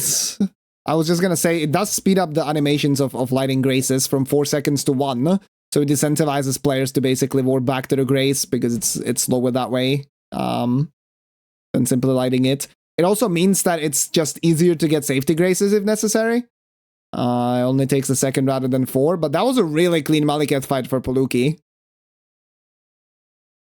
His heart rate went up by 10 there. I think he missed the repost. He probably would have killed with another jump L1, but he missed the riposte, and I think that got his heart racing a little bit. Like, wait a minute. Yeah. He could instantly kill me right now. Stillwater Cave now for Raven on the right side. Animation is like life-changing. Oh, there's a grafted scion in this cave. Actually, this cave is dangerous if you get knocked into the poison. Yep. Depending on the enemies that are in there, but MrDrRaven gets through there pretty handily. Well, you say you get knocked down. I remember seeing Iron just straight up jump down to have slightly faster pathing. I was like, dude, this guy's crazy. Like, bro, what are you doing? The item isn't worth it. Looting from poleuky. Yeah. No lantern. His game is bright enough, but yeah, I'd make it a habit of doing that. I need to remember to do it from the Evergel because there's a little bit of time when you're running on torrent. Yeah, exactly. I fell twins in the Stillwater Cave. Sorry. Nice interrupt on the big explosion as well. Gets a stagger. Will get 46 on the board. Please go ahead. Oh, grafted scion. What the hell? Dude, this randomizer is rigged. Grafted scion in both games at the same time. The whole match is scripted. He went to that cave on purpose to see the scion at the same time.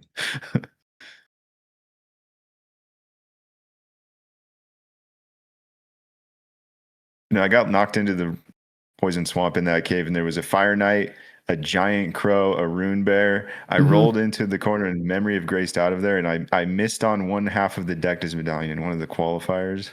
Oh, that's really unlucky. Yeah. And it's one of those things we were talking about earlier, like, right, where, like, once it gets to a certain point in the seed, like, you're doing these one-off checks, like, maybe trying to luckily get the other Deathless medallion, but after a certain point, you just have to commit to Precipice. Like, otherwise you're losing out on a massive chunk of bosses, right? And that was the decision I made. Yeah, I'm, like, pampered by these fast graces. Like, I need them in every Elden Ring mod that I play now. Every, like, racing format.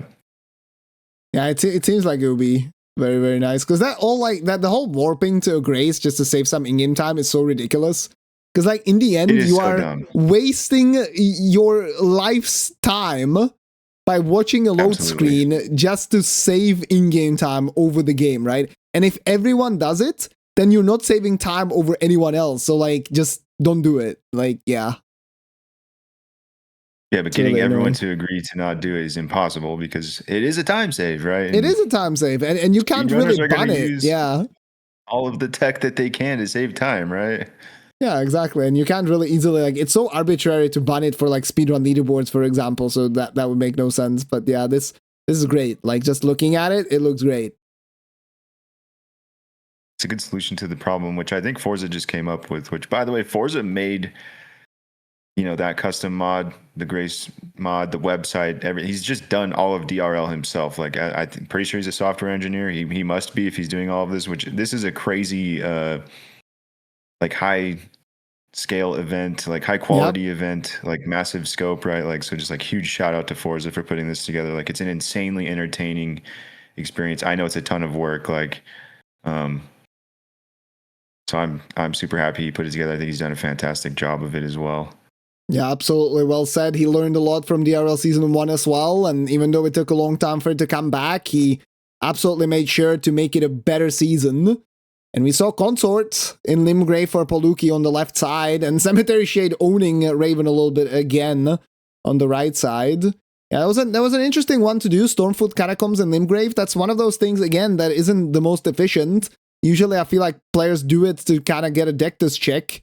It's one of those things I would run back to if, you know, I'm already done with Altus and all the high efficiency plays, but maybe it's one of those things where poleuky just sticking to his route for now, or thinks that the pace is good enough so he can eke out some extra kills. Because, like, one of the things that we haven't really mentioned, or I haven't thought of until pretty much now, as poleuky finds the second grafted Scion, is that you doing these earlier checks ensures that if you do die in some of the higher scaled areas, your score is actually locked at a higher number, which might be relevant. Probably not now, but like if you die in Altus and you've already done a lot of the easy stuff and it's the end of the match, like your score might be at 65 instead of, you know, 60.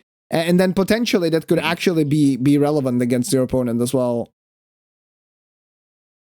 That is a good point, actually. Obviously, both players are doing a great job today so far. We are 75 minutes into this match, 76, and both players keeping it deathless for now. Score is 50-49. Raven starting to catch up. That's why I always say, like, it's just so hard to say who's ahead and who's behind, because the map progression is different. You know, poleuky had to do a bunch of running in Dragon Barrow, and now he's up by 2 points still, while Raven's actually progressing towards Bellum Highway in order to probably go towards the northeastern side of Liurnia or even Altus. Yeah, actually, I'm really, like, at this point, I'm preferring MrDrRaven's routing right here versus getting these one-off bosses that poleuky is doing. He's going to give himself, you know, comfortable entry into Altus. He's getting access to these, you know, 4 bosses at the north of Liurnia. There's the Knight's Cav, the Erdtree Avatar, Semshade, Black Knife Catacomb. And it's approaching around the time when you need to start prioritizing how you're getting into Altus. I will say, I know poleuky's like been I've interacted with this player a bit, and he has like these metrics that they're not even just his, like I think a lot of people try to hit these numbers as well, but by 50 minutes wanting 30 bosses, by an hour and 20 wanting 50 bosses, and he's beyond that. So maybe he's feeling like, well, normally I'd be at, you know, 50 at 120, so I'm a little bit ahead. So I'm just going to knock off these, you know, one-off checks since I'm ahead on pace, right? You know, that might be his thinking here. But I fully expect him to be making his way towards northern Liurnia after going through these last one-off checks here in Liurnia. Yeah, that would mean both players also converge with their routes a little bit more. And we can see a little bit more head-to-head action as we now see more gods replacing the Knight's Cavalry that Sci-Fi talked about. Peak boss, transition triggered. A great boss, yeah. Morgoth is one of my favorites for sure. Raven navigates around the geysers, does not get blown up. That was crazy. His camera all the way down and couldn't even see.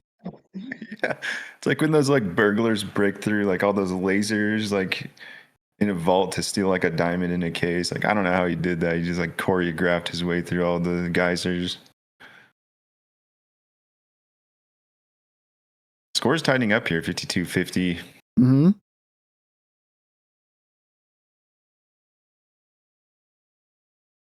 I mean, DRRaven got that one score, got that one boss that, you know, poleuky like moved out of. And so that's helping a little bit in his favor here. Yeah, definitely. I mean, some of the fights have just been cleaner for poleuky. That's kind of what I'm basing it on. But yeah, he's also done like extra checks, right? So he skipped one boss. That's kind of the obvious time loss, but it's just hard to say right now. Both players going to have a +4 flask as well that will help with clearing out these higher scaled areas. You were talking about the chains earlier. Altus is full of them, so having the flasks is a huge deal. And Raven gets this Deathless Elevator Grace and gonna head over to northeastern Liurnia. Yeah, poleuky's definitely... I still put poleuky in the lead. Like obviously the score lead is there, but the closing of the gap from DRRaven here, because it was at one point like a 4 to 5 boss lead. Now it's like 2 to 3 roughly. DRRaven's gonna have to pick up the pace a little bit with some of these bosses. Gonna have to start outspeeding poleuky. Like, it's totally within his grasp to close this out with the victory, but he's gonna have to absolutely outpace poleuky on these higher scaled bosses in order to do that. Yeah. But of course, there's also still the looming threat of a death potentially. The later you get into a match, the more likely it is that we see a player die, because you get to these higher scaled areas, suddenly bosses hit a lot harder.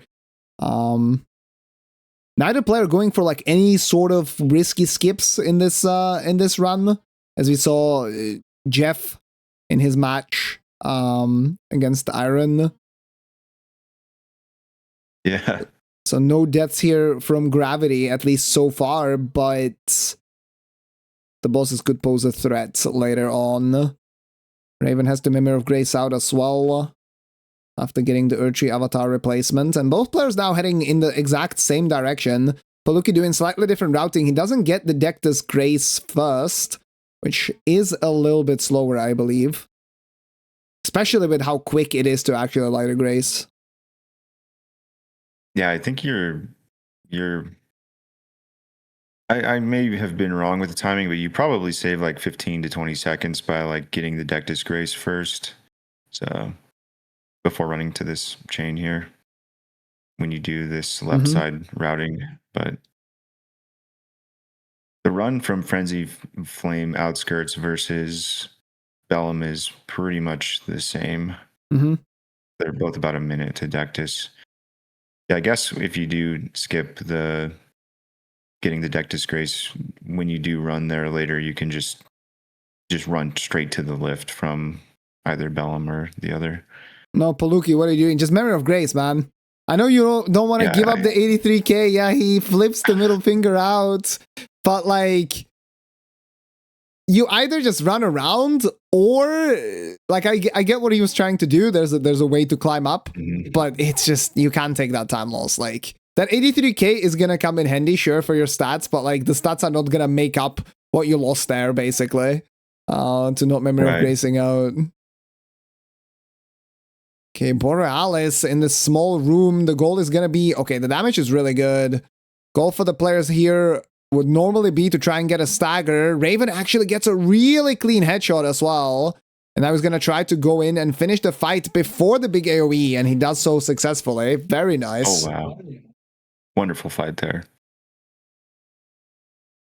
This Catacomb always a little spooky. If he was at full health that he would have died there, but just the time loss of getting, constantly micro staggered, and you have to wait till the attack finishes. Oh, this is looking a little dangerous, but poleuky gets through it, no problem. Yeah, that was a really nice roll. On his way up. Yeah, a really nice roll to get on the cleaver there to ride up. I was gonna say, this Catacomb, we've seen players die here before. It's definitely one of the scariest ones because there's a lot of enemies, and you cannot just run through. You actually have to like either catch the first cycle, which is sometimes impossible because the enemies are gonna hit you or block you, or you have to wait there, right? You can't just run through, you have to wait, and then the enemies can basically pester you. Yeah, during that time, they could, push you under the guillotine, right? Yep. poleuky having a little bit of trouble there at the start of the fight, but he does get a stagger, so no AoE for him either. Very nice. Oh, good use of the stone barb cracked here, actually. Definitely. This Chief Bloodfiend not happy about the theft of his Bloodfiend's arm early in the matchup, blocking poleuky like crazy right now.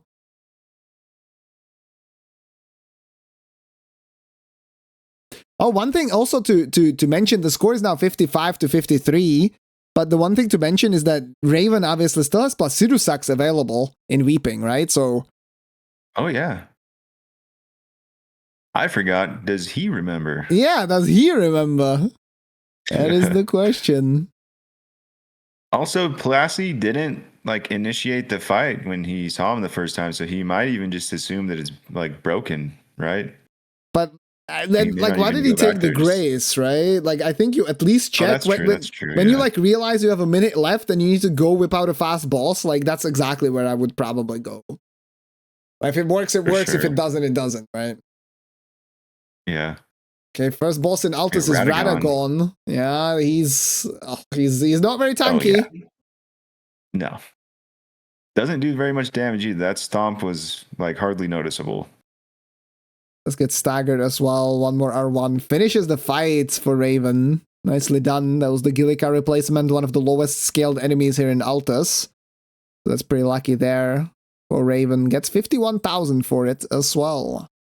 And now here's the extra running that poleuky has to do because he hasn't gone to the Grace yet. So even though the score is 56 to 54, we have that plus in the back pocket. And Raven has a decent amount of advantage right now in Altus in terms of pacing. Right.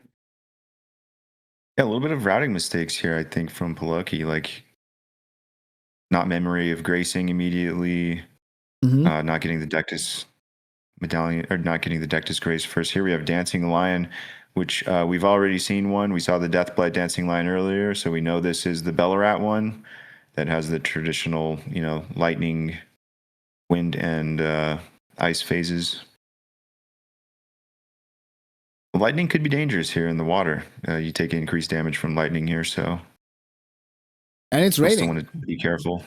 It actually. Nice, I'm pretty sure it stacks with the rain ends while standing in water. At least that's what I saw in the chat the other day. That was a really clean fight. Up until now, this lightning actually causing a little bit of trouble. Hitting Raven not once but twice, but he does get the kill in the end, which is really nice. Because it's actually one of the highest skilled enemies around Altus here.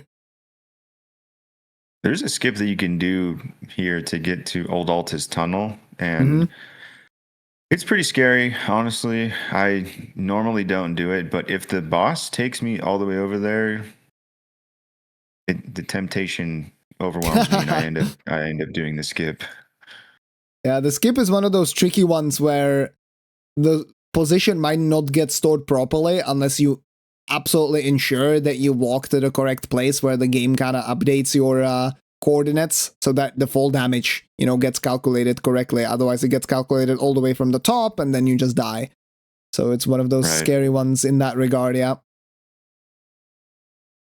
It's interesting, though, so I think there's some players that do risky skips and they do save time, right? Like this is a race. This is like a speed run. You want to kill as many bosses as you can. If tiebreakers are decided by who killed the boss first, like time is absolutely one of the most important elements in this challenge, right? But then look at Hoosier, right? Like Hoosier was number 1, seed in the qualifiers and the grab did 0. Oh my God. poleuky gets grabbed there. If he heals now, he did. He does heal, which kind of makes sense. The Dancing Lion wasn't super low damaged yet already, but when you get grabbed by Dancing Lion, your heals heal the boss. He steals your heals. Yeah, actually. And you heal less, so you saw that the poleuky, he drank his +3 flask and it barely gave him any HP. Right now, the debuff has run out, so he gets a proper heal off as well, but this is a little bit dicey. Maybe we have found one potential weakness for poleuky, as we have Onzi now as well in the Old Altus Tunnel. 2 scary DLC bosses at the same time. This is a scary boss, actually. Oh, dash up into the AoE, Frostbite. If Onzi keeps up the tempo now, this could be, quite dicey. 4 flasks still for poleuky. There's a way to play this safe, which is if you're at this distance, he does this aerial attack. You can run up and get the backstab. Nicely done there. If you're ever struggling with Onze and you're trying to play it safe, that is a very good way to do it. Yeah, DRRaven actually showing really good boss skill there with Onze. Very dangerous boss. Yeah. And meanwhile, poleuky does get the Dancing Lion down. Both of them had a little bit of trouble with the Dancing Lion, but MrDrRaven didn't get the heal steal, so slightly better fight there. We're going to see their paths diverge again. We were going to see them, potentially doing the same routes and seeing the same lead stay, but it looks like poleuky's doing a little bit of faster bosses here. There's 2 back-to-back bosses in this cave. Like I think he'll be keeping the lead for a little bit, and then MrDrRaven will potentially catch up in score when poleuky does finally route to the side of Altus here, doing the old Altus tunnel and Sanguine Noble, Apostle, and all that stuff. Yeah, there's exactly poleuky right now will have 2 quick bosses while Raven has to do a bunch of running through these chains and getting a little bit more map progression to get to the backside of Altus. But yeah, you were, before this happened, you were talking about, as we have actually Misbegotten Crusader, very cool boss. I feel like one of the most underrated bosses in the entire game. Like, this guy's so cool, so fun to fight. And no one ever remembers him, I feel like. Oh, well, in Ignite, we did Veil Break, a 2v2 bingo format. This was one of the squares. I was the base game player. I fought this guy many times. He was a rush square. You know, so I'd have to be able to no-hit this guy, and yeah, I've learned to love that fight too. Actually, he's really cool. Yeah. I've fought him also many times with like different weapons with a freaking dagger. Like when you cannot micro stagger him, the fight changes quite a bit as well. So I was there in the mines. Oh. But yeah, you were talking about something before we saw that. Yeah. You were talking about Hooser being the #1 seed in the qualifiers, and then you didn't finish up your points. We were talking about skips. Yeah, so Hoosier doesn't do a single risky skip, not a single one, and has, consistently had like some of the highest scoring seeds, right? Like the risk reward ratio is like so important to take into factor when you're doing these skips, right? Like we saw Jeff do a skip in Lanedell, right? That ended up costing him a death, right? Because he jumped in. I've never even seen the skip. I don't know who invented it or whatever, but that's the definition of a risky skip. When Hoosier goes through Lanedell, you know what he does? He jumps down, pulls the lever, opens the door, falls to the backside, and then runs through the open door. You can't die. You get to look at the enemies first, right? Like this is Deathless Randomizer League. Yes, it's a race, but the way that you're going to save time is mostly going to be in your boss fights, right? So if you have really good boss fights, that's going to just win out against these like, the time that you would save routing from a skip. What do you save? Like 15 seconds. Okay, you're going to save 15 seconds on 1 to maybe 5 skips total. Like how many risky skips are there, right? How many bosses are you fighting? You're fighting 80 bosses. You want to save 15 seconds on each boss, not on a risky skip, right? Yeah. Yeah, definitely. I mean, it's as we see now, hold on, poleuky returning back into Roundtable. What is he cooking here? He's dropping one of his claymores. Oh, he found the he found the plus 25 stone. So nice. He's actually upgrading now to full, deciding that it's worth it for the last 30 minutes. And I honestly am inclined to say yes, because you're in Altus, the bosses are tankier, so having plus 25 is pretty good. But yeah, you make a good point. Like, of course, if the match ends up being tied, which we've seen several times already on score, then the player who wins is the one who kills the last boss first. And so if you do a bunch of skips, potentially that might give you an advantage. But if you lose by a point because you did all these skips, but your fights were a little bit worse, and the skips didn't make up enough time to get an extra point, well, then the skips, you took the risk and you didn't reap any reward. So yeah, it always just comes down to like small things, and you do not know in a match if, those skips are actually going to save you time, but you have to, like, every player has to evaluate it themselves if they feel like the risk is worth it, right? Yeah. But I feel like for a risky skip, like if you really want to get good at it, you need to practice it, right? You need to do an hour of practicing that skip, right? And all I'm saying is the risk reward. What's the risk of this skip? You die. Yeah, you lose the match probably. Your score logs, right? The reward is you save 15 seconds. Like that's not a good payout, right? Like I would rather spend an hour practicing bosses, because there's no like, right? Like the risk reward doesn't exist like that. Like I'd rather learn how to save time on a boss than potentially die on a skip, basically. And here we have Onze for poleuky. Let's see how he manages this fight. This man this little demi-human is a terror. Can absolutely kill anybody. Yeah, and it's looking pretty dicey. Oh my god, 1 HP, bro.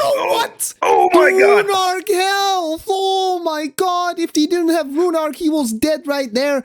I was just gonna question if poleuky put in the time to practice, you were talking about practicing fights, if he practiced Onzi, and he was actually practicing Onzi right before this match. I saw it on his stream as I was setting up, and still he's getting owned right now. He needs to heal up to full. He's in a little bit of a dicey area. There's the barrels right behind him, and Onzi hiding behind them as well. Camera doesn't even lock on. Okay, now it's time to stabilize a little bit. All right, he got full health. That was as close as you can possibly get. Still not through it. He doesn't. Oh. Nice roll. Doesn't get the backstab, unfortunately. That would have been the kill there for sure. But Onzi pieces out. Gives him another chance. Still not a backstab, but 2 more R1s do it. poleuky actually survives. That was crazy. God. Oh my god, that is insane. Yeah, he didn't. Look at his heart rate, 160. Like, oh my god. His life flashed before his eyes. He's still got the frost prod coming out of the cave, and a subtle reminder of the horrors he just experienced. Yeah, 163. Oh my god, cardio workout right here for poleuky. I don't blame him.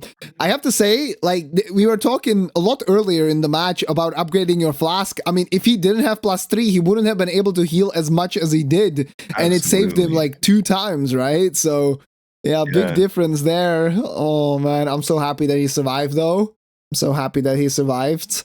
Does continue deathless right now. Didn't do any of the jump attacks. That's the thing. That's the tech that poleuky, if he makes it through today, he needs to learn the jump attacks on Onzi when he teleports. I think that's such a big game changer.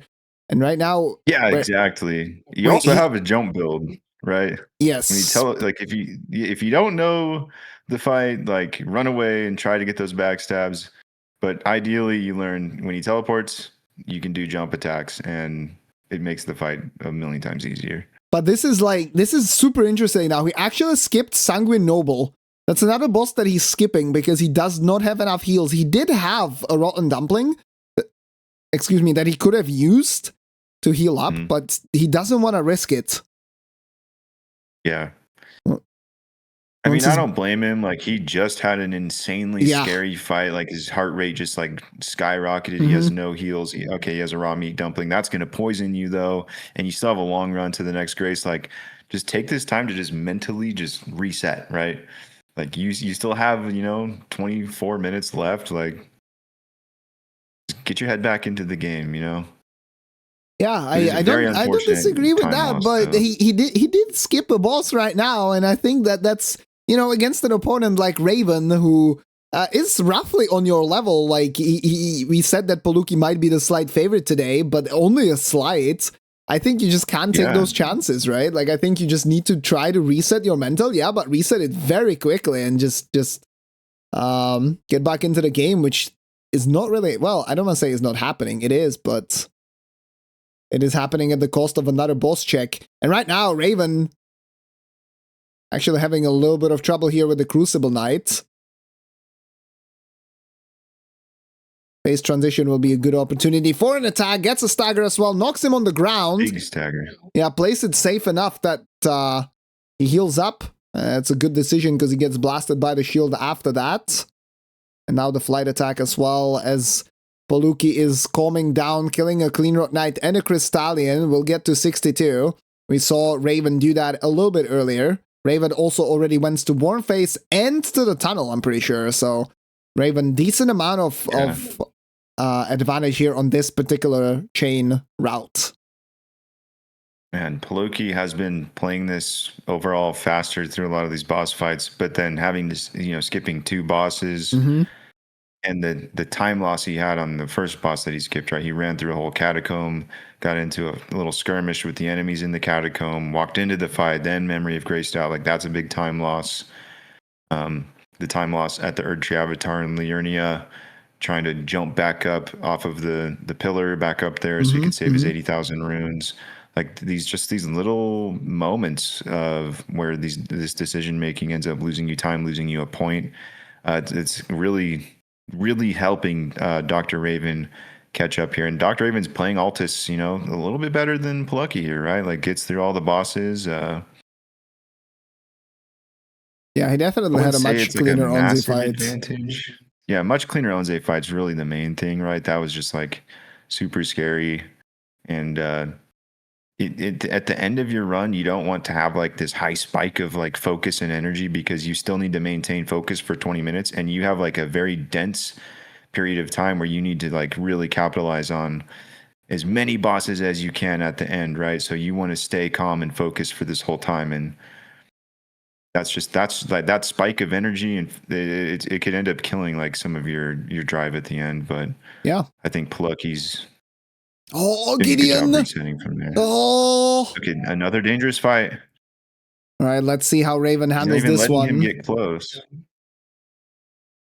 I'm shocked to see him not two-hand his weapon. Oh, he did switch to two-handing, which he did on Solitary Jail Knight. I was expecting him to do that here with Gideon. Oh, there's the Radagon circles. Oh. Crucible Knight on the left side now. poleuky, gets tagged a little bit there. We'll be able to heal up. 5 more flasks at +4. You can dodge this to the right. Get a punish in. I would love to see some roll catching if possible. Has to be careful about the explosion. There's a mosquito joining the fight as well. Gideon gets a heal off. And now Raven rolling into the circles. The circle's not dealing the most damage, but he is down to about 1/3 of his life right now. Healing back up as Mosquito is just observing from the sky like Lakitu in Super Mario or something. And more circles. In the chat here, who in a match fighting Gideon, holding R2 the Colossal on Torrent. He fought Gideon on Torrent the whole time, just flipped him into the sky. That's crazy strat. Which was hilarious to watch, honestly. Okay, Gideon tries to heal again. Is face tanking this Claymore, and one more hit gets the job done. Great fights. Took a long time, but he fought him safely. He did get the kill, and that's what matters, really, right? We are talking about the spike of adrenaline, the focus and stuff like that. Yeah, it's hard because like you've been playing for 1 hour and 40 minutes, right? And now you have to bring your best game at the very end of the match. Crazy stuff. It's very much an endurance test, you know? I mean, it's 2 hours in-game time, but with warps and everything, it's, 2 hours and 15 minutes, 2.5 hours. Like, to be locked in and focused for that entire time is just very challenging. Mm-hmm. He does get the Bloodhound Knight replacing Lanciax, as we see poleuky actually continuing the chain towards DTS right now. He beat the boss that replaces the Deathbird. That one dropped Sacred Order, actually, I believe. So that might be, that might be a potential advantage. We saw one of the Ghostflame Dragons earlier in the tunnel that replaces the Crystallion for Raven. Yeah, I think that's worth. You can put heavy. Just put it on your right-handed weapon. Yep. And damn, you get a massive damage buff, especially since you're not using strike damage. Like, that's a huge find. Mm-hmm. Still, poleuky keeping that lead 65-63. Roughly 18 minutes left for both players. This is crunch time. This is the end of the match. This is the time when they need to knock down the most bosses. Yep. The match is still not over. It's a very close match. It's been a close match the whole time, but this is the closest I think it's been yet. Yeah, it's been great. I really want Raven to go do Sage's Cave and go kill Plassi so that we have like the best idea of where the pace actually is for both these players. And also, I think DRRaven has like those one-off checks in Limgrave. Like, I'm not even sure if he did Soldier of Godric or if he Margit. Did he even do Margit? No, Margit, I believe he did, but he didn't do the Stormfoot. He also hasn't been to the Lakeside Crystal Cave, I think, in Leonia. No, he did like Lakeside Crystal Cave. Oh, he did? Okay, I missed that. That's when we got the Scion on the right and the Scion on the left, right? No, that was Stillwater. That was Stillwater. That was Stillwater. That's the first one in Lakeside Crystal Cave is the one with Latenna behind it. The Bloodhound Knight. You're right. I'm not Oh, I was exactly wrong. sure. I didn't get the script. My bad. That's Right okay. card here. Next time we'll get you on pace. I'll send it Yes. over earlier than today. All right, right card down, but now Gideon. Oh, he rolled right through it. He switched to the Bloodfiend's arm. I mean, that makes sense, right? You deal more damage per hit, so if you do actually get a hit off, you get a little bit more damage off than with the Claymore. Okay, he's going in very aggressively. This actually a little bit better than Claymores if you're able to get him into the crouch poke loop, right? Oh my god, he really needs to be careful here. Those swords are. He doesn't have the golden buff, which is nice. No explosion coming. Yeah, the loop just started. Let's see.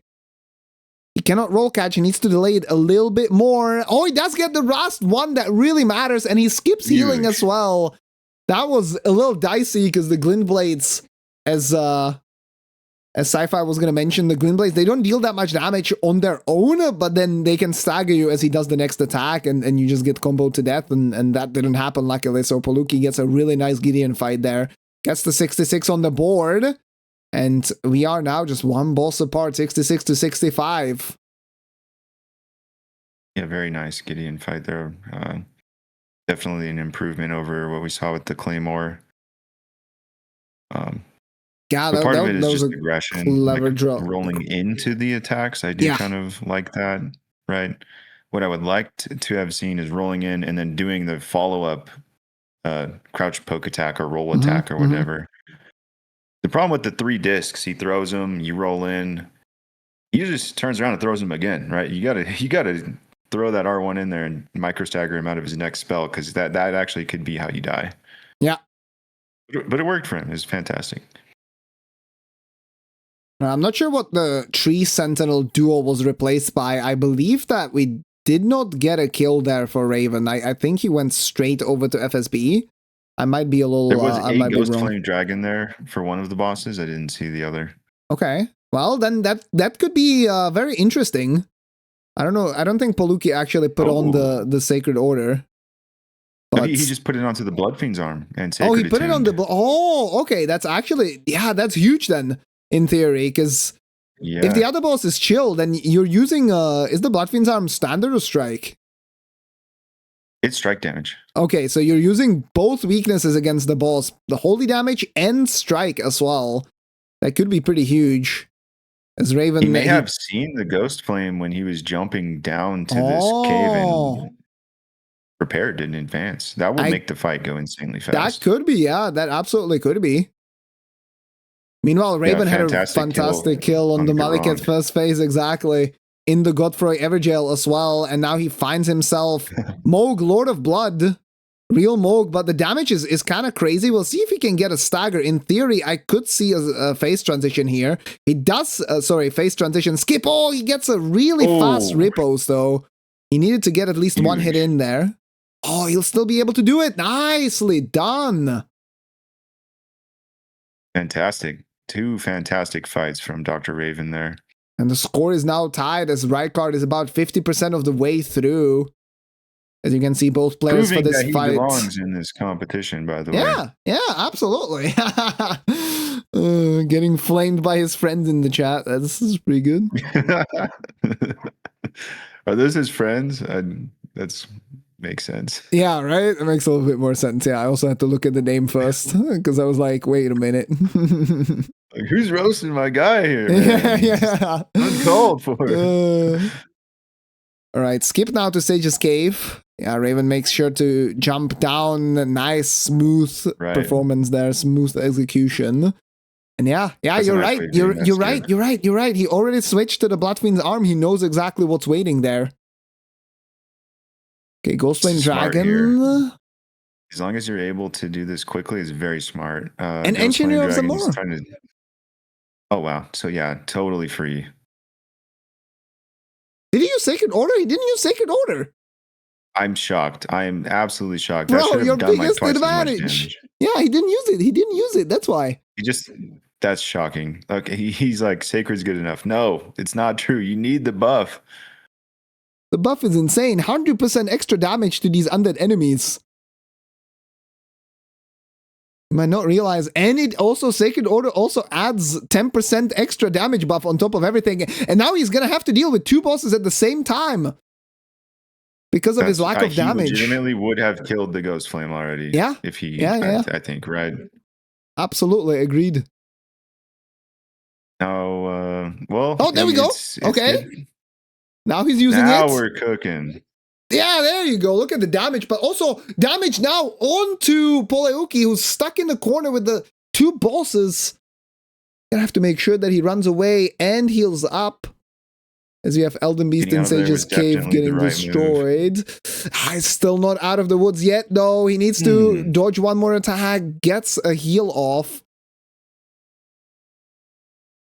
Okay, nice crouch pokes there on the Ancient Hero of Zamor, interrupting any move that the boss could do. If he could get the boss to transition, that would be huge, but now he's back to 1 health, and he's on the AoE, and he's dead! Oh my god! Oh my god! 68 is gonna be the locked score! No! His score is locked, 68! MrDrRaven here with the meta fight! Yeah, if this material goes down, that'll be 69 to 68, yeah. He almost gets the phase transition skip as well. The damage here is incredible. Yeah, he does get the kill, so right now he's officially in the lead. As long as MrDrRaven plays this safe and does not die, this is it. That would be Look it, at the damage difference with the Sacred Order buff. It's what you said. Like, he just kills the boss on the stagger. Ah, poleuky getting knowledge checked again. Everything. Ah. Yeah, that is so unfortunate. I mean, we're both looking at this Ash of War like this is insane for the Ghost Flame, right? Like he saw it before, planned it out. Just one application of an Ash of War changes everything, right? What is Raven doing? Oh, there we go. Plus, he finally actually triggered. He needed to go behind the fights, but that's so weird because last time that's where he came from. So he did remember. Right. That is huge.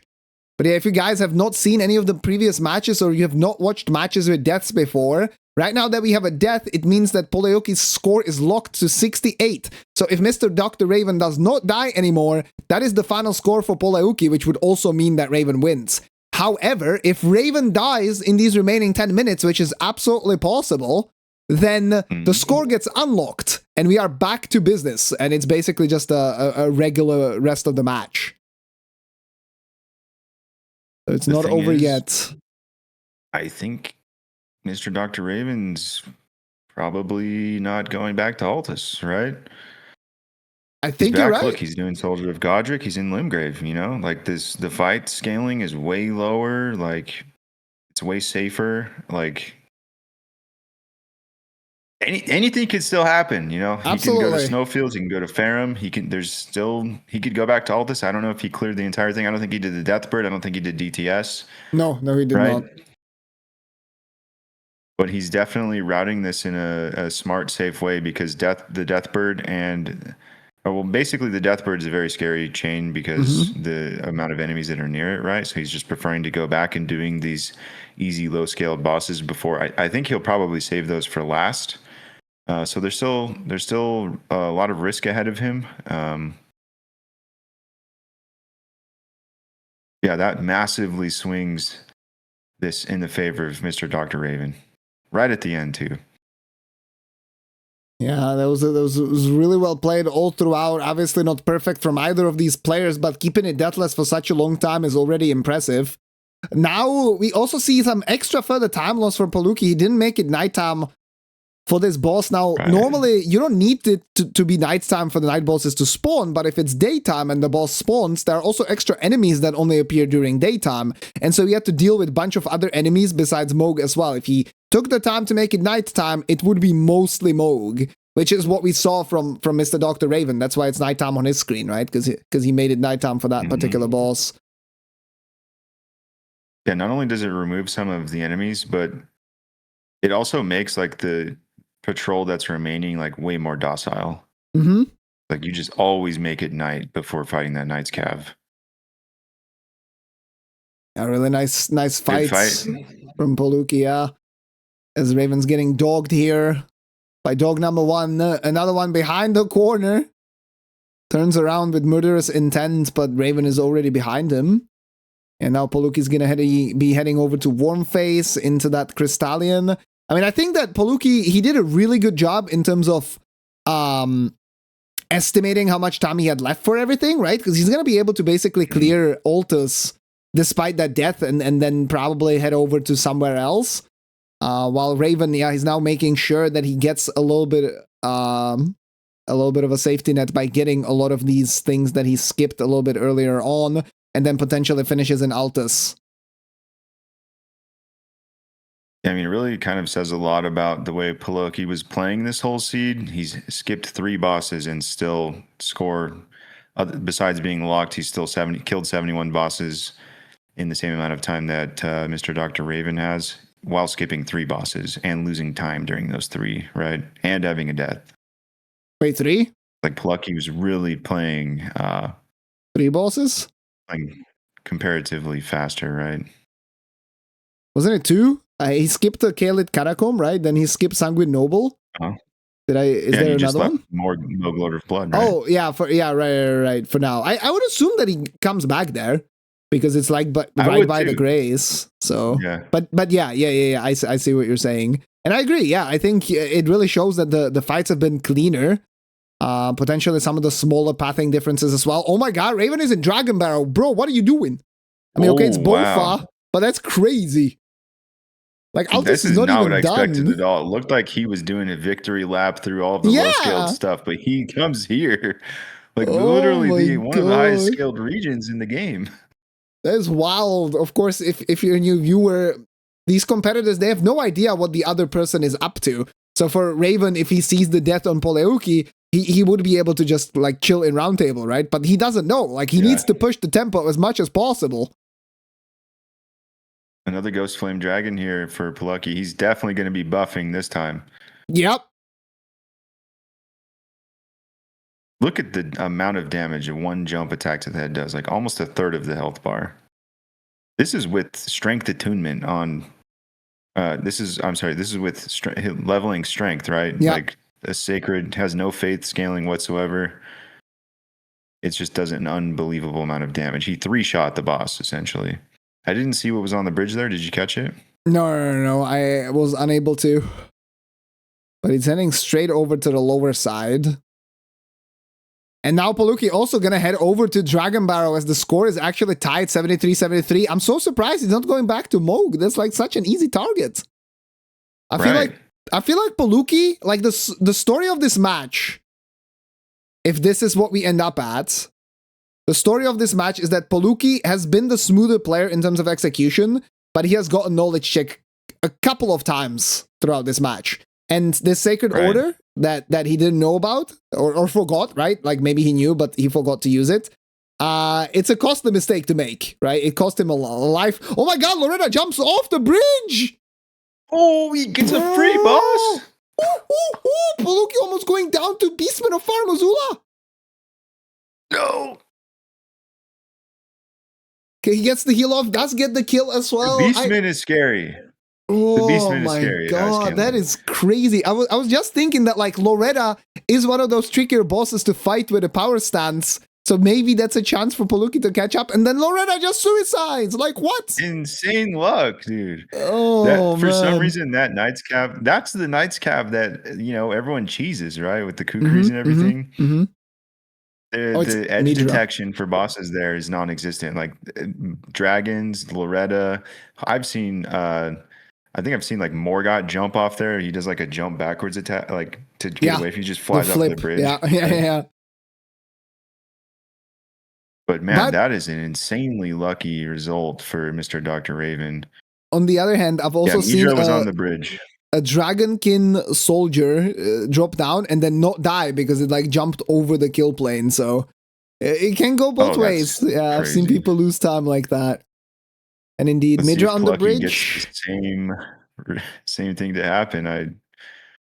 This is one of those things that like it happens sometimes. Like sometimes you get a free point just because. He almost dies, but Loretta dies as well, bro. Oh my god! Oh my god! What This would have been so crazy if there wasn't that death, man. Like, Let's go. I mean, man. it still potentially is. Like, that's the thing, right? That's the thing. Like, poleuky is in the lead right now. So if Raven dies, like, poleuky might just win this match. That's the crazy part. Like, despite the death, he actually, now it's tied, but he was in the lead. Oh my god, this is crazy. But poleuky did get the kill first, so technically, if the score is unlocked, poleuky just can take it right here. Yep. Yeah. 3 more minutes. My god. 3 more minutes. Look, I'm so glad Loretta jumped off for both of them because I hate to see, like, you know, this type of RNG like out like affect the outcome of a match. But my god, like, that's cinema. Here's Estelle at the Putrid Avatar. This is what MrDrRaven saw and said, I have easier checks in Altus, I'm out. I do respect that decision. poleuky does not really have that besides the Moog, and he does have really nice damage and a stagger as well. Is going to get a riposte now. He did a crazy disrespect to Estelle right here. Ran up, did the jump attack into the laser beam. Yep. Which that makes sense in Limgrave, Weeping, Liurnia, even Altus, but in Dragon Barrel, that's insane. Yeah, that is insane. Doing the teleport, he gets to heal up. He does get a stagger as well, but the meteors are coming out. That's a little unlucky. Oh my god, he's going for another attack. He has to make sure that he rolls this one. Oh, nice. Gets to 76 first as well, so he's still ahead in that regard. Yeah, 158.22 for 76. 158.20. Damn, man, this guy takes forever to die. Oh my god, I mean, he has a minute and a half, and he's going to Fire Missoula, bro. No way! He's going to Fire Missoula! Oh my god. This is the riskiest last check that you could do. I don't think you have enough time to do this. He could die. He could die in phase 1 of Malekith. Yeah. And he doesn't know. He doesn't know he doesn't have to do it. But he doesn't know. They're both going to risky checks. Look, he's going into Dragon Barrel Cave. You're trapped with the boss when you fall down here. There's no escape. A minute left. Oh my god, it's Demi-Human Queen. He's going to go for it. And Renala for poleuky. That's free. Oh, Renala, she's actually dangerous when she's high scaled. He jumps in the comet. Oh my god. Okay, this Margot. This is why double jump attack builds are not healthy for Elden Ring. Yeah, I agree. Okay, phase 1 done. What's phase 2? 40 seconds left. It's Putrid Night, bro. Oh my god. Ooh, how does he know this fight? He needs to not die here. 77 for poleuky. Yeah, poleuky's done. 20 seconds left. Oh my god, he gets a stagger. Huge ripples as well. Sick jump. He gets the stagger. 20 seconds left now. Look at no. Oh my god, he's going crazy. Come on. One more hit on both sides. He's gonna get the kill. Does he die on time? Is this a 77 for Raven? Oh my god. Oh my god! Holy shit! This guy is insane! Oh my god! Dude. What did we just witness, bro? Craziest finish. Like, if he died, dude, it was 1 hit for PK, 1 hit for Raven. If PK dies, then Raven wins. If Raven dies, Raven loses. He did go through all that risk, but holy shit, did it pay off. Oh my god. Oh my god. That's the most cinema ending I've seen in this season yet. That was crazy. He had no idea. It was die, kill or be killed, win or lose right there. Yep. And I just, oh my god, I can't believe it. He clutched it out and he played so aggressive as well. God. Like he knew he didn't have the time, right? He knew he didn't have the time to heal. He knew he had to pursue to get the kill on the phase transition. But at the same time, like he knew he was 1 hit away from death, but he kept it together. He decided to go for the kill. He does get the kill and survives. Oh man, what a great job by both these players, so cool, honestly. Man. This was such a good match all throughout. Oh. Man. Yeah, MrDrRaven here now on a 2-game winning streak, by the way, in the losers bracket. He's just building that momentum. And He's gonna need just it. imagine if he brought that same energy on that last boss, like the whole match. Like he could actually like push an insane pace. Like this player is crazy. I mean, 77, I believe, is probably his highest clear. I was checking the stats a little bit earlier, and I can double check again. But yeah, he ties his best clear, right? Obviously, you cannot compare between seeds because every seed is a little bit different, but it kind of averages out. And yeah, he got 77, which is his highest clear ever. Tied it. I think this 77 is way more impressive than the 77 on Seed 7 in the qualifiers, because Seed 7 was dual Bonnie Great Axes, Raptor Talons, and Claw Talisman in the starting class. Like your build was just broken from the start. Pulling a 77 in this scenario is insane. Like that's showing a level of like improvement from the qualifiers into the playoffs. That's like massive. Yeah, Seed 7 was the best literally of all time, but congratulations to MrDrRaven getting the W there, proceeding through the losers bracket, second win in a row, cinematic ending. Absolutely, incredible gameplay. You're talking about momentum. I mean, he's gonna need it because he faces Sirius next as his opponent. Oh man, this still fairly early in the lower bracket, right? It's crazy. Sirius also just went through in an absolute nail biter against Azaz, showing the absolute class that he has as a player. Being able to keep up with the number 4 seed of the competition. So that's a match that is going to be scheduled. I would love to cast that. We'll see if we can get that for you guys. I don't know if Raven is down for an interview. I am gonna ask him.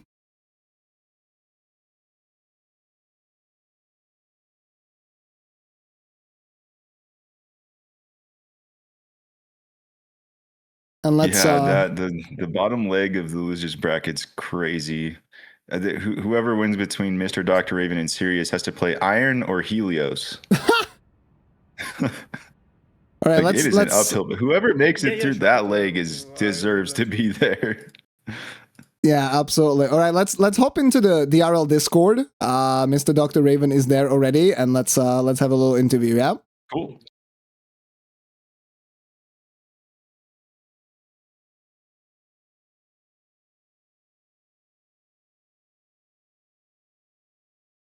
Yo, hello. Discord. Dude, what a freaking insane ending to that match. That might have been one of the craziest endings, craziest last like minute of a match that we have probably ever seen. So congratulations on clutching it out there. 1 hit away from dying, 1 hit away from killing the boss. What are your first initial thoughts, Raven?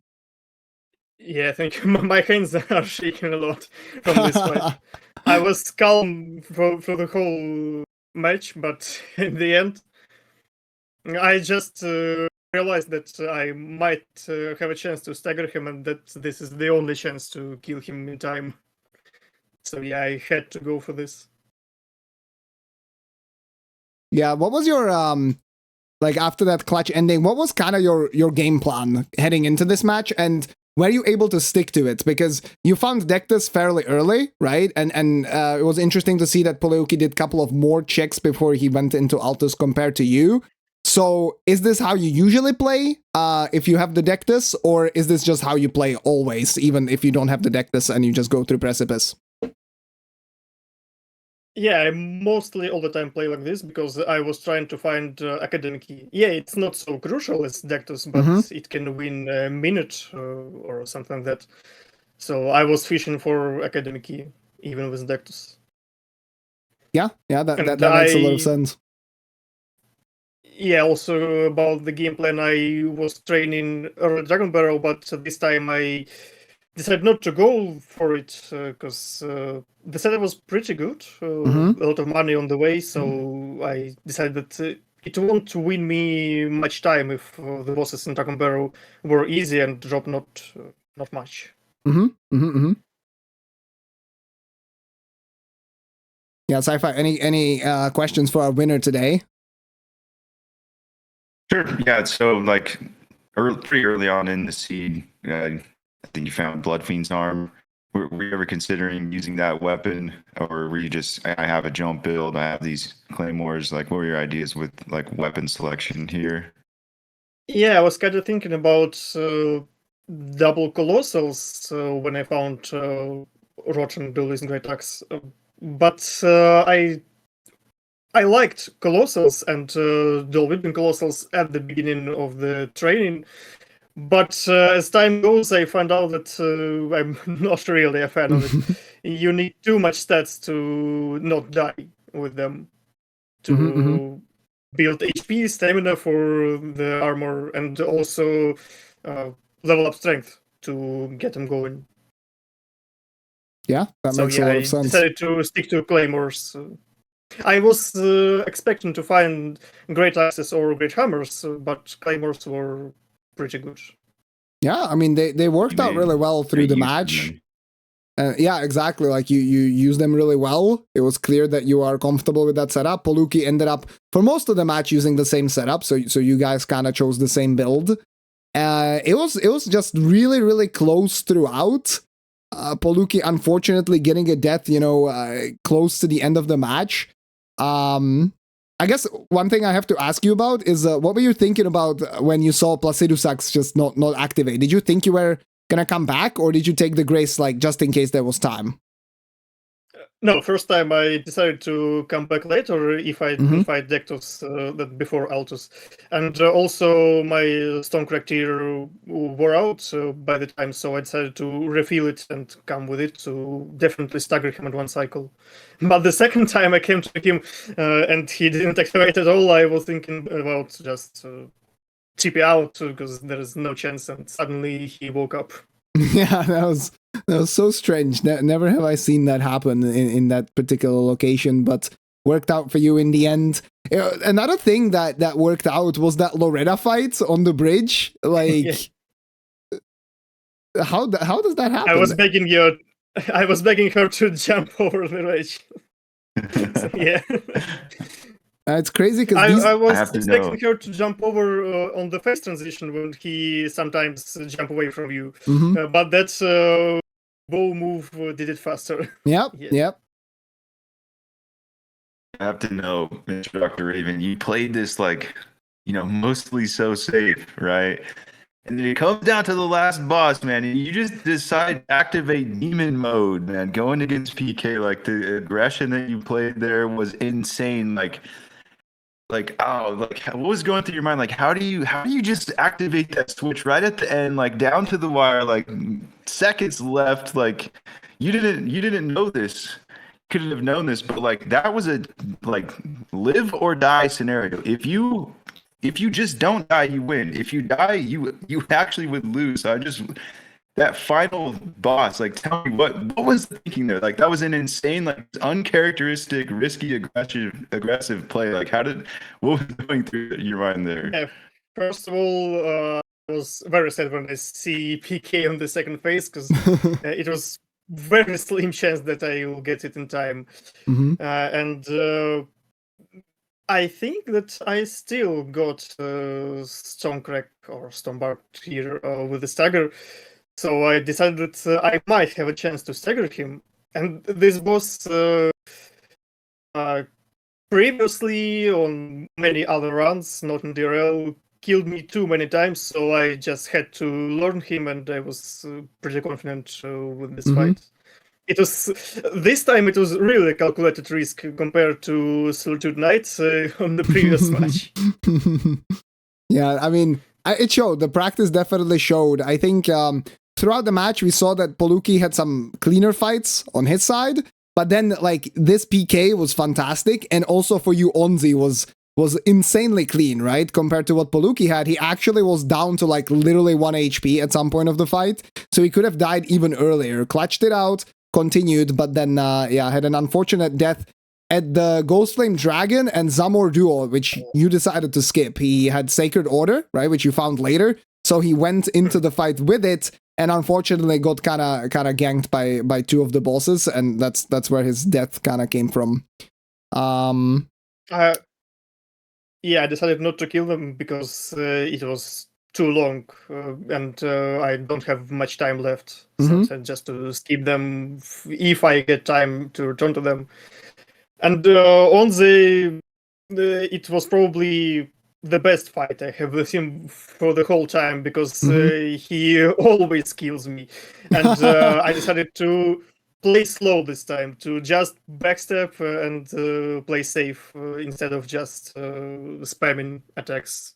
Yeah, and I mean, it was the right play. I think, like, poleuky was more aggressive in the fight, but at the same time, he did know about some of the tech as well that allows you to play aggressive, and he almost died, right? So, like, even though he played more aggressive, he ended up losing more time than you to your safe play. So I think it was a great decision. Okay, I have to ask, you've won today. You're moving on to the next round in the lower bracket. You are undefeated in the playoffs so far, 2-0. You're going to be going up against serious challenges who we saw beat Azaz, the number 4 seed of the tournament, in a nail-biter yesterday. How do you feel about your opponent? I think this definitely will be my doom.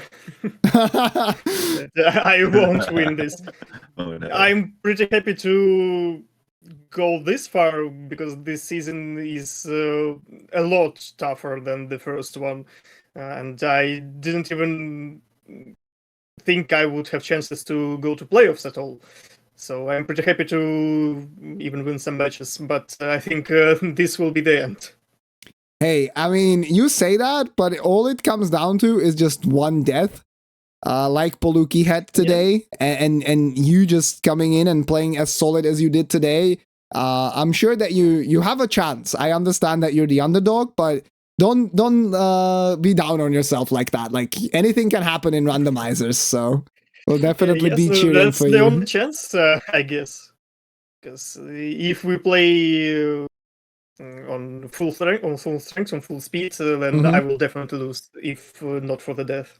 Yeah, I mean, that's fair, but it also allows you to kind of strategize a little bit, right? We saw it in the upper bracket between Hooser and Rambler, for example, as well. Well, where like it was seed number 16 against seed number 1, and seed number 16 ended up winning that matchup. So miracles can happen. All right, Sci-Fi, do you have anything left to add for our winner today? All I want to say is, big congrats to you, MrDrRaven. Like, it was a lead on poleuky for like the whole match, and you just came in insane pace at the end, incredibly cinematic ending, like super well-deserved win. You should have more confidence in yourself. I'm really looking forward to your match with Sirius. I think you can win, and just congratulations to you. You've made it so far into this, and you deserve you should really be proud for your performance today. Like, this was one of the best matches I've watched. I'm super impressed with you as a player, and I was just really glad that I got to cast this match. Also, thank you, Kata, for having me on as a special guest. I appreciate it. This was a fantastic time for me. Of course. And I'm just happy for you and to be here as well. So yeah, job. Of course. Yeah, well said. I can only agree with what Sci-Fi said. Like, even if you do go out, one thing you can, like, everyone is gonna remember this match that has watched it, because it was that fun at the end. So that's fantastic stuff. And we'll be, as I said, cheering for you for the underdog story against Sirius as well. Until then, I hope you have a fantastic rest of your week, and take it easy. Yeah, same. Have a good evening, good night. And thanks for casting this match. Of course, take care. Bye. All right, Sci-Fi, thank you so much for joining me today. It was on a little bit of a short notice. I just messaged you today because I found out today that I'm casting as well, or maybe like yesterday evening or something. Right. So it was really nice of you to come on the show, and it was super fun to have you and have your insights help us understand some of the thinking that players might have when it comes to, builds or routing strategy. So I hope we get to do this again. Same. Yeah, I appreciate it a lot. I had a great time. Awesome. I'm happy to hear that. And yeah, for your match, I mean, it's on, do I believe Saturday? Yep, it's coming up. Saturday, I will play Teddy 59C, the player who came out victorious in the match against Taipin, the previous number 1 seed. So I'm taking this match very seriously. Anything can happen. Anybody can win. I just got to get through each match one by one, right? So. Yeah, exactly. Location by location, boss by boss. I'm sure that you're going to do great. And we'll be cheering for you on Saturday as well. Thank you so much for joining me. I hope you have a fantastic rest of the day, dude. Thanks, man. You too. Take it easy. Bye-bye. See ya. All right. And then there was just me. Dude, that was crazy. That was crazy, wasn't it?